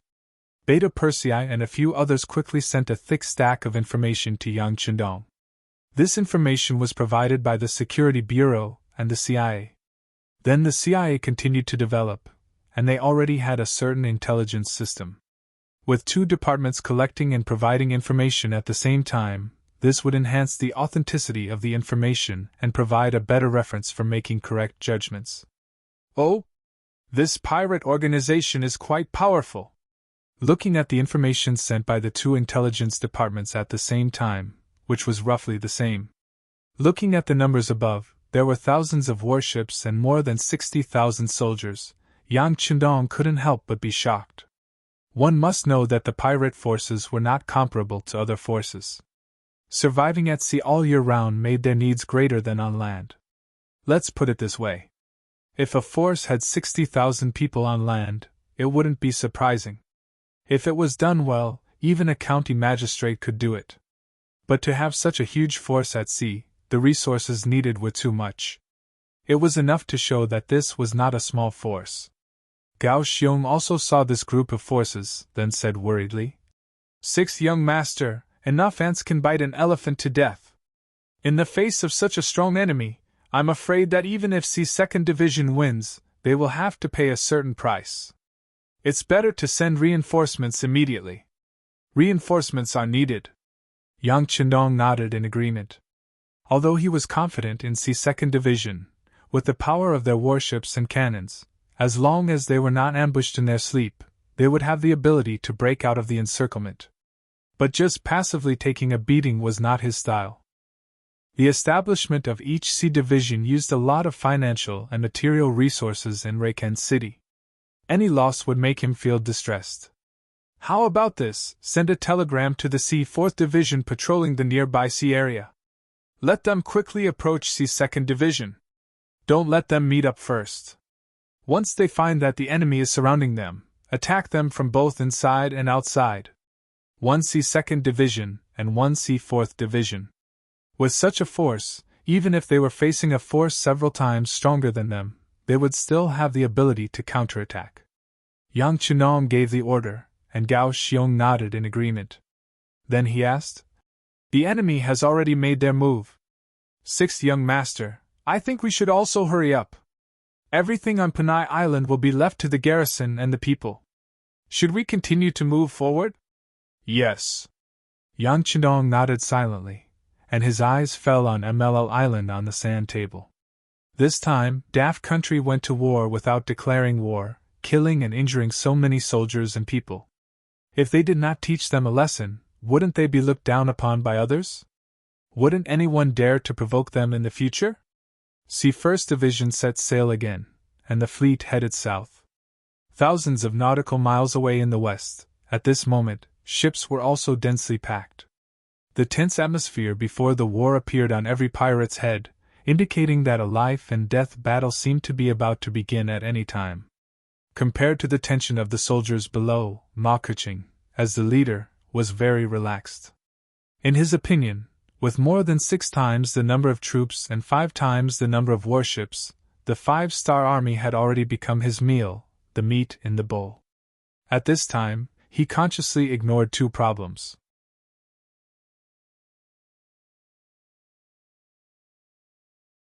Chapter 10-13. First, the strength of the 5-star Navy. Second, the 5-star Navy has an external communication system that he can't understand at all. He thought that after encircling the 5-star army, the other side will become a lone army. He thought that with the advantage of warships and numbers, the other side will not be his opponent. But he didn't know that at this time, the 2nd Sea Division has already contacted the 4th Sea Division regarding the decision of the 6th Young Master and the Navy headquarters to send the 4th Sea Division to join forces with them. Although Zhao Chongwang has some resistance, he thinks that the 2nd Sea Division can win. But considering that the number of warships is not equal, once the other side is defeated, they will likely escape. When he can't chase after them, he still agreed with this decision. It's just that Zhao Chongwang thought of the 4th Sea Division as a peripheral force. He didn't think of cooperating with them. He wanted to let the 2nd Sea Division have their own military achievements. And all of this changed because he entered the encirclement. After discovering that the enemy's scout ship was deliberately luring them into the encirclement, Zhao Chongwang ordered all the warships to slow down their marching speed and maintain a good alignment. In the end, 3 days later, the 2nd Division, which was tailing the scout ship, finally found the densely packed enemy ships waiting for them on the opposite side of the sea. Looking from afar, there are no less than 400 warships. This powerful lineup fell into Zhao Chongwang's eyes, but he didn't have any fear. Instead, he was very excited. Finally, there is a piece of fat meat in front of him. He can eat to his heart's content. But what happened next changed Zhao Chongwang's plan of eating alone. After the 2nd Sea Division entered the ambush, a large number of enemy ships appeared in his north, east, and south. No matter which direction he looked at, there were about 200 enemy ships. This is 5 times his own strength. In the face of such a situation, Zhao Chongwang first had a fierce struggle in his heart, then he quickly made a decision. He called the telegraph operator and said, "Report the situation in front of us to the 6th Young Master and the Navy headquarters. At the same time, inform the 4th Division of the Sea that all the enemies have appeared. They can move now."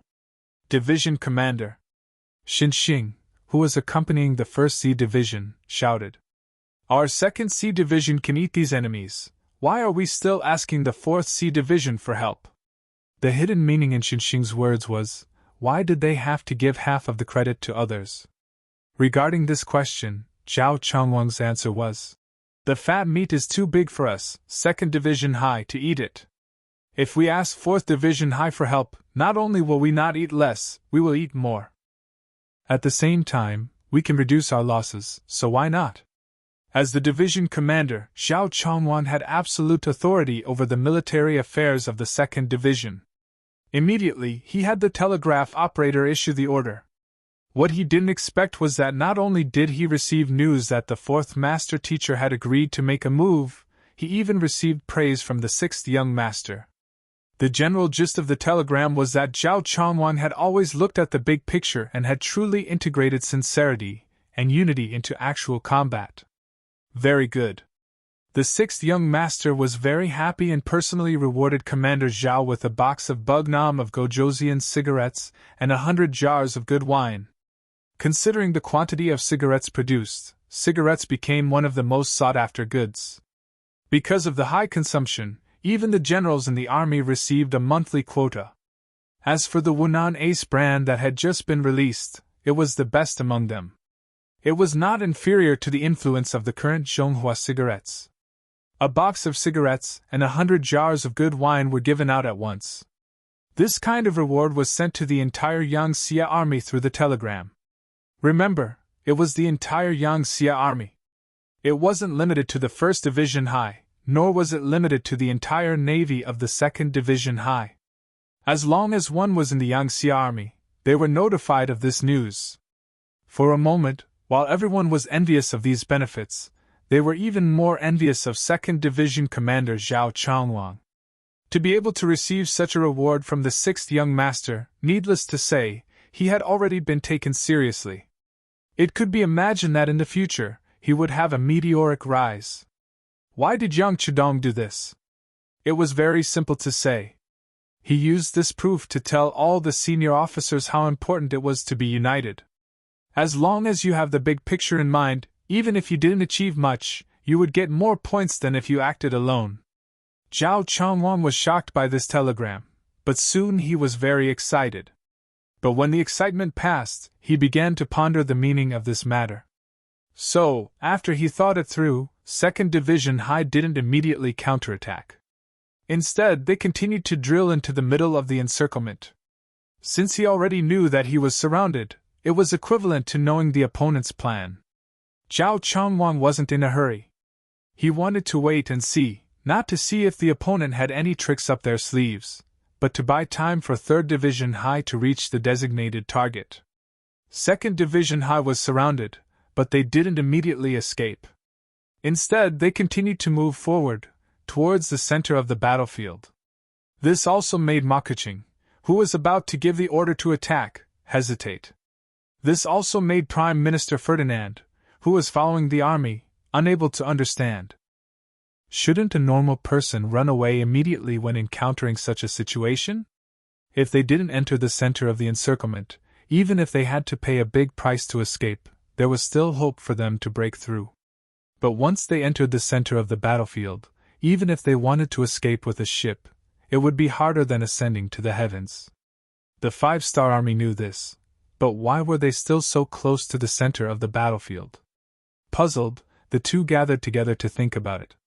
Because if they didn't understand this problem, they would never be at ease. Very quickly, the two of them came to a consensus. The reason Teacher Hai's 2nd Regiment did this must be due to their arrogance. In other words, the 5-star army was very arrogant. They probably didn't think highly of these pirates, so they dared to take the risk. It was no wonder that the two of them thought this way.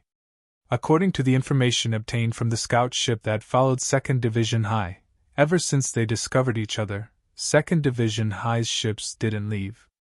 Then, after 3 days of pursuit, 2nd Division High's ships had already entered the encirclement. Faced with this extremely accurate information, it could only mean one thing. 2nd Division High didn't have any reinforcements, and they didn't have any reinforcements. If this wasn't arrogance, then what was it? Haha, everyone says that the 5-star army is very strong, but I haven't seen it yet. Now I see their arrogant side. Very good, since they don't put others in their eyes, then don't blame me for being merciless. Use the flag to tell the other ships not to be in a hurry to attack, and let the enemy move. At the same time, shrink the encirclement and wait for the enemy to appear in the center of the battlefield before attacking together. Ma Keqing was furious. He was angered by the arrogance of 2nd Division High. In the past, whenever an enemy was surrounded by him, which one of them didn't panic? They would flee in a hurry, and it would be difficult for them to even display 50% of their usual strength. However, 2nd Division High actually did the opposite, and didn't put his encirclement in their eyes. Since it was like this, why would he be polite? He would just give them a good beating. After the order was given, 2nd Division High unhurriedly moved towards the center of the battlefield under the encirclement of thousands of ships. During this period, their speed was very slow, but they kept moving forward, so the pirates didn't have any other ideas. In any case, it was impossible for them to go out and report. Since that was the case, why should they worry about them escaping? Thus, the next half of the day passed in this kind of dawdling. 20 hours later, the 4th Division High sent a message that they had arrived at the designated location. They could enter the battlefield at any time after 2nd Division High fired their first shot. The 2nd Division High's commander, Zhao Changwang, ordered the entire division to prepare for battle. In these 20 hours, other than the necessary personnel on duty, the rest of the 2nd Division Cold Front officers and soldiers were resting and sleeping in their cabins. But all the veterans knew that the more the battle, the more it was important to maintain enough physical strength. Only in this way could they perform better on the battlefield. After 20 hours of rest, the officers and soldiers were full of spirit and energy. The moment the division headquarters gave the order, the 4 regiments immediately separated, with the division headquarters as the center, guarding the east, south, west, and north, guarding the 4 directions. This was called the 4 directions defensive formation, and it was often practiced during exercises. But this was the first time it was used, and it was also the first time in the history of the 5-star Navy that a division was surrounded. The 4 directions defensive formation was completed in less than half an hour. When the pirates more than 10 miles away discovered their abnormality and began to approach them, the 4 regiments were ready to attack. As the 2nd Marine Division, which was composed entirely of cold front soldiers, other than the transport ships, all the ships were equipped with 100 mm mortars. The advantage of this cannon was that it was small, easy to carry, and easy to move.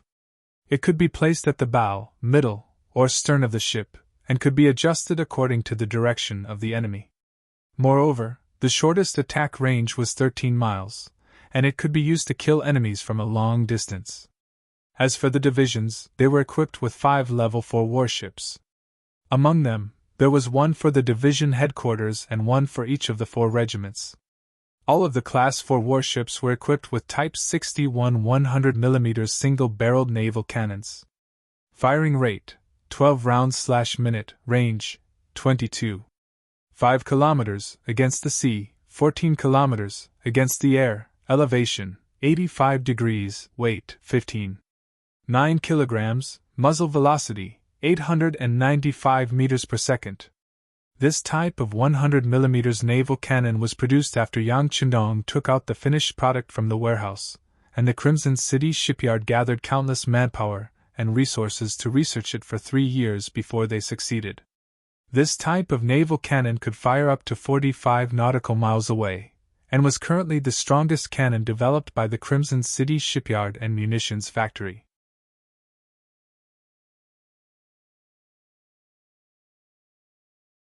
Chapter 10:14. With the production of the 100 mm single-barrel cannon, the shipyard and munitions factory in Crimson City also mastered more high-end technology. It is conceivable that under the promotion of Yang Xie's books and knowledge, more and more advanced cannons will be introduced in the future. On the level 4 warship where Zhao Chongwang was on, there was a 100 mm single-barrel cannon at the moment. At this time, the cannon barrel was aimed at the pirate group rushing towards them, eager to fire. Report the distance. Zhao Chongwang picked up the advanced binoculars used by the division commander in his hand and looked at the sea in the distance while asking. Reporting to division commander, the enemy ship is 10 nautical miles away from us. Wait a little longer. When he heard the distance of 10 nautical miles, Zhao Chongwang put down the binoculars and said in a leisurely manner, although the distance of 10 miles was within the range of all artillery fire, Yang Chendong still didn't give the order to attack immediately. He already learned from the intelligence that the strongest artillery in the west only has a range of 3 miles. As long as they fire outside this range, the initiative is still in their hands. Moreover, once they start fighting, facing such a powerful artillery, Zhao Chongwang can't predict how the other party will react. What if they can't withstand the force and turn around to escape? If they run and run, it is very likely that they will rush out of the range of the 100 mm mortar 13 miles. If this is the case, relying only on the cannons of the 4 level 4 warships, the effect won't be too good, so he has to wait a little longer. Reporting to division commander, the enemy ship is 8 miles away from us. Reporting to division commander, the enemy ship is 6 miles away from us. Order all ships to aim at the target and fire. After hearing the distance of 6 miles, Zhao Chongwang didn't hesitate anymore. If he doesn't fire now, it would give the enemy a chance to rush in front of him. Once the enemy can suppress him with artillery fire, the loss at that time is inevitable. After the order was issued, the command flag fluttered on the strings of the division headquarters, then the first cannonball was fired. It was the level 4 warship that Zhao Chongwang was on. The cannonball whizzed out of the barrel, landing directly in the midst of the approaching pirate ships. Boom! The cannonball whizzed out. Since it had already locked on to its target, it was the first to hit its target. It hit a large ship among the pirate ships with more than 300 people on board. Then, it was lit up with flames and ammunition splattered in all directions. The pirate ship, which was completely unprepared, was hit. The hull of the ship began to crack, and countless crew members were killed or injured by the explosion. Miserable screams rose and fell in succession. This hellish scene was just the beginning. Prime Minister Ferdinand, the special envoy sent by Abubber, was also unable to accept it. He had come here to see how the 5-star naval division was surrounded and annihilated, not to see how they were defeated. So when he saw that the enemy had already fired and started to damage the pirate ships, he couldn't help but ask Ma Keqing, "Brother Ma, why didn't you give the order to return fire?" Ferdinand was a civil official after all, so he naturally didn't have a certain understanding of the cannons on the ships. In his opinion, the more ships the pirates had, the more cannons they had. Since the enemy had already fired, all they had to do was return fire. At most, both sides would suffer. Ma Keqing, who was already in a bad mood, saw that Ferdinand dared to question him and immediately said with a face full of anger, "Return fire? Our cannons can't hit the enemy at all. How can we return fire?" "What? Don't tell me that the 5-star Army's firearms are already so advanced?" Ferdinand finally understood and casually said a sentence to remind Ma Keqing. Previously, he said that to the pirates, the greatest benefit wasn't the 500,000 taels of silver given by King Abu Bakr, but the powerful firearms and cannons of the 5-star Army. Regarding this, Ma Keqing heard it, but didn't pay much attention to it. But now, he finally understood the meaning of this sentence, and a bold idea spontaneously rose. "Haha, the enemy's cannons are really good. If I can use them, then won't I be able to casually attack the Western merchant ships passing by here? When that time comes, won't my wealth be inexhaustible?"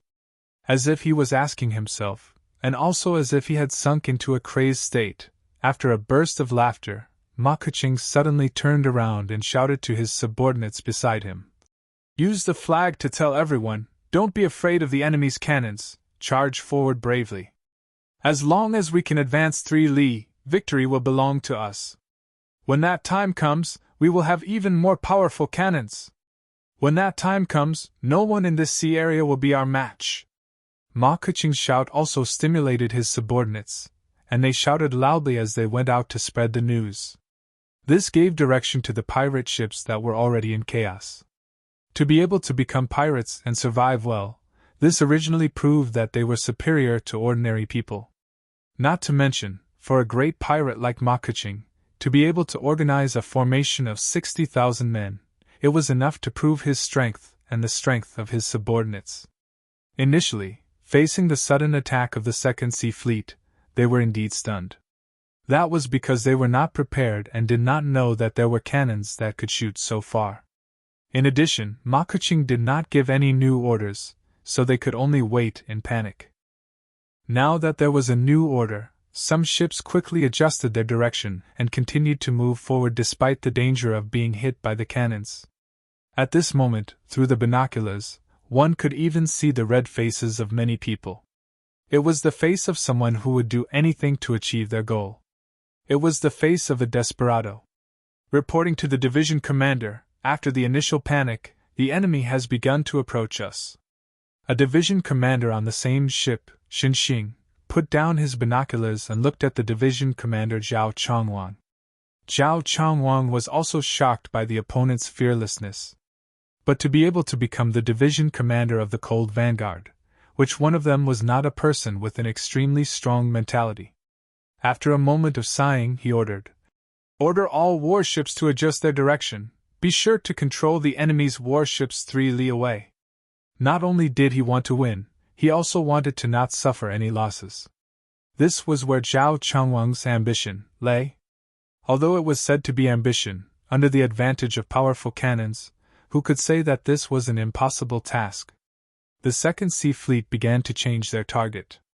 They began to fire at the ships that were trying to get close to them. For a time, within a distance of 4 to 5 li, gunfire filled the sky. One after another, enemy ships were sunk.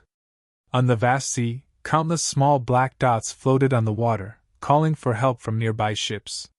Compared to some other forces, pirates seemed to be more fearless of death. Even if the ships in front of them were sunk one by one, there were still more ships coming one after another behind them. They were like a one-track mind. Once they set their sights on their target, they would never let go, even if they knew that it was very dangerous. A fluke mentality existed in everyone's heart. They seemed to believe that they would be one of the ships that would be lucky enough to reach the 5-star admiral. Therefore, everyone was taking risks, and everyone was facing failure.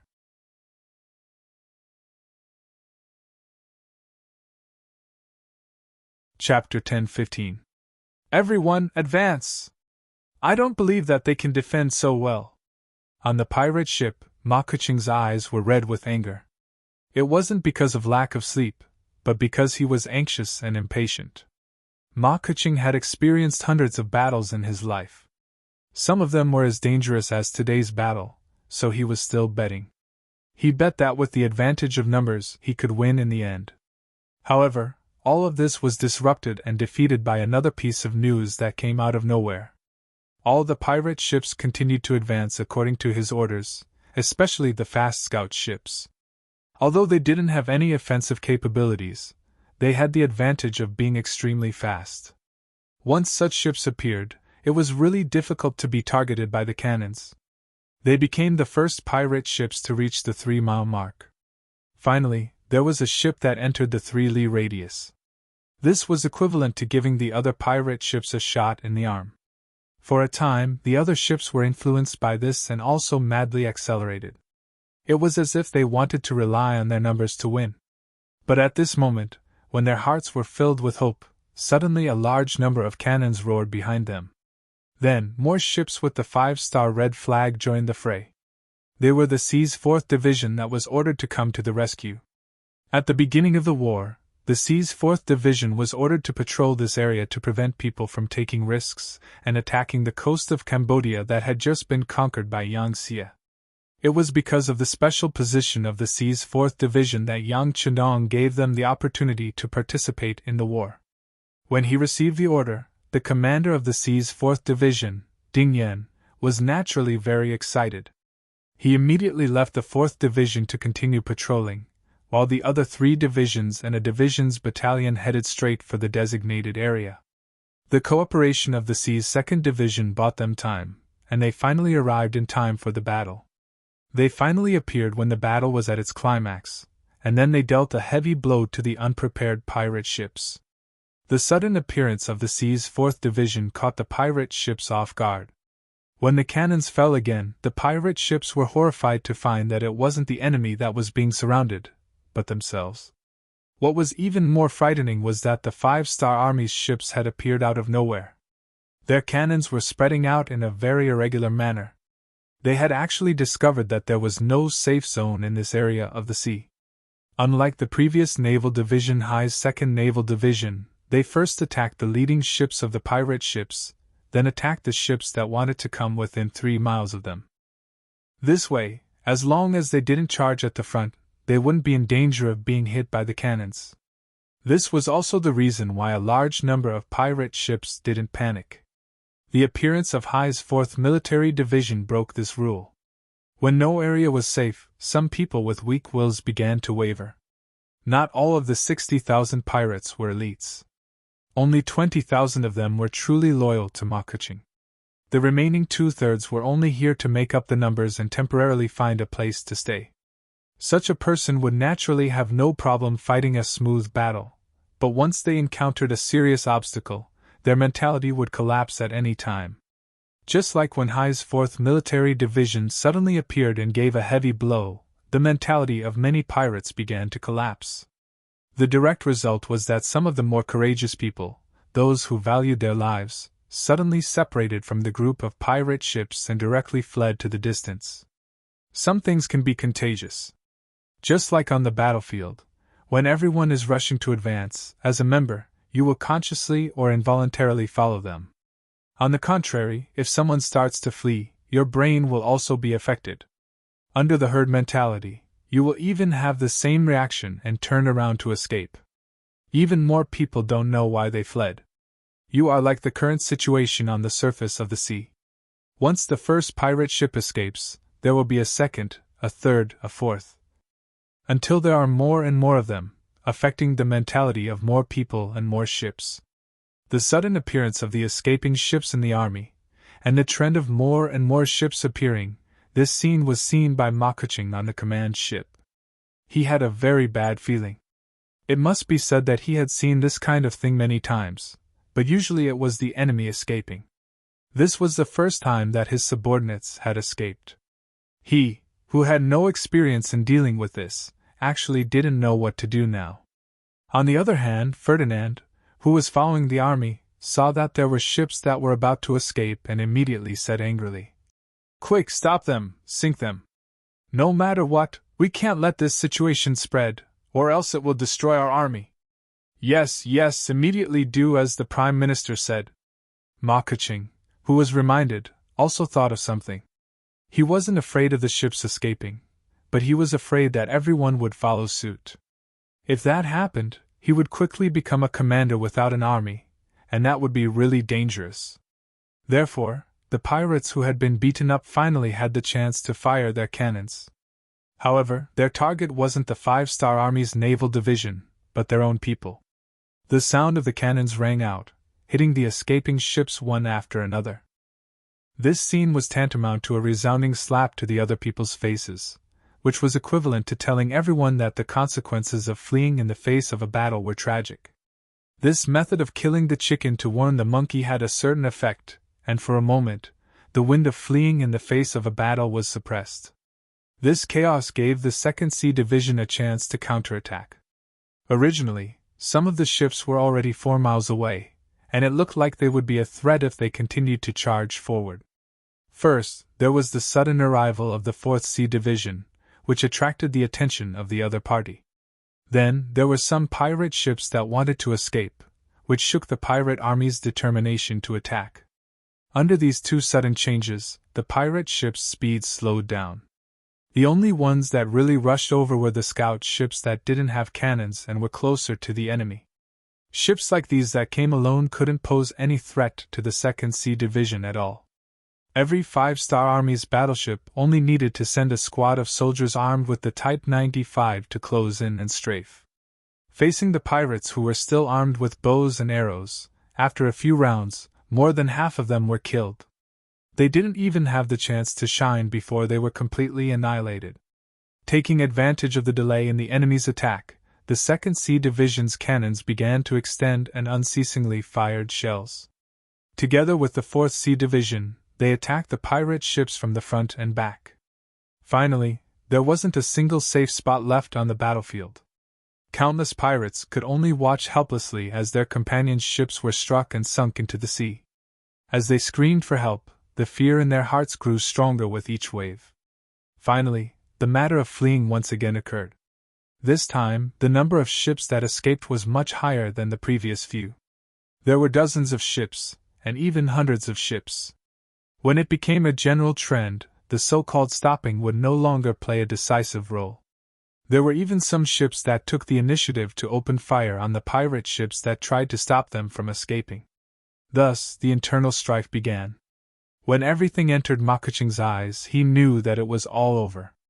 Seeing his ships being sunk at every moment, or being hit by the Five-Star Army, or being hit by his own people, his many years of hard work suffered a heavy blow today. His face was extremely ugly. At this moment, Ferdinand's voice came from the side. "Brother Ma, this can't go on. We have to think of a way." "A way?" If he didn't hear this sentence, he wouldn't be so angry. After hearing this sentence, Ma Keqing's eyes spat out flames of anger. "It's all because of you? If it wasn't for you, my army wouldn't have suffered such heavy losses. Tell me, how are you going to compensate me?" "Compensate? Didn't we already give you 500,000 taels of silver? Now that we haven't dealt a heavy blow to the Five-Star Army, even our king can't give you any more benefits." Ferdinand shook his head and spoke the truth. At this moment, he didn't know what kind of consequences these words would bring him. 500,000 taels? My losses are so great, is 500,000 taels of silver enough to compensate for them? Let me tell you, give me another 1,000,000 taels of silver. Otherwise, don't blame me for being ruthless. His face was full of anger, and every word seemed to be squeezed out from between his teeth. 1,000,000? No, no. Even if you kill me, you won't get it. Ferdinand heard Ma Keqing's demand and shook his head continuously. Is that so? Then I'll kill you. Men, kill this culprit in public. Ma Keqing, who was in a fit of anger, said without any trace of politeness. Once the order was given, 2 pirates walked forward, one on the left and one on the right, and carried Ferdinand out of the cabin. Ma Keqing didn't even look at him, but used a decisive tone to say to the flag bearer beside him, "Pass down the order, retreat. All troops retreat towards the Sumatra Sea." This was the saying of a brave warrior cutting his wrist. Knowing that they weren't a match for the 5-star army, they would just flee. Wasn't there an old saying, "Where there's life, there's hope"? The scene of cannon fire was still playing out on the sea. Once the order to retreat was given, the situation became even more chaotic. The pirate ships were like street rats that everyone wanted to beat, frantically fleeing in all directions. This was the so-called "a defeated army collapses like a mountain." Continue the cannon fire, kill as many as you can. Seeing the enemy's ships in chaos, not thinking of attacking but instead fleeing, the commander of the Sea's 2nd Division, Zhao Changwang, decisively gave the order to extend the cannon fire. Immediately, the cannons that were originally aimed at the enemy's ships in front of them began to extend, blasting towards a distance of 6 li. They originally thought that since they were far away from the 5-star army, there wouldn't be any danger. At this moment, they realized that the enemy wasn't using their full strength. Seeing the enemy's cannons smash one after another onto the warships beside him, Ma Keqing's face changed again. Originally, he wanted to maintain the formation and retreat, but now, he couldn't care less. Ignoring the people around him, he turned the ship around and fled.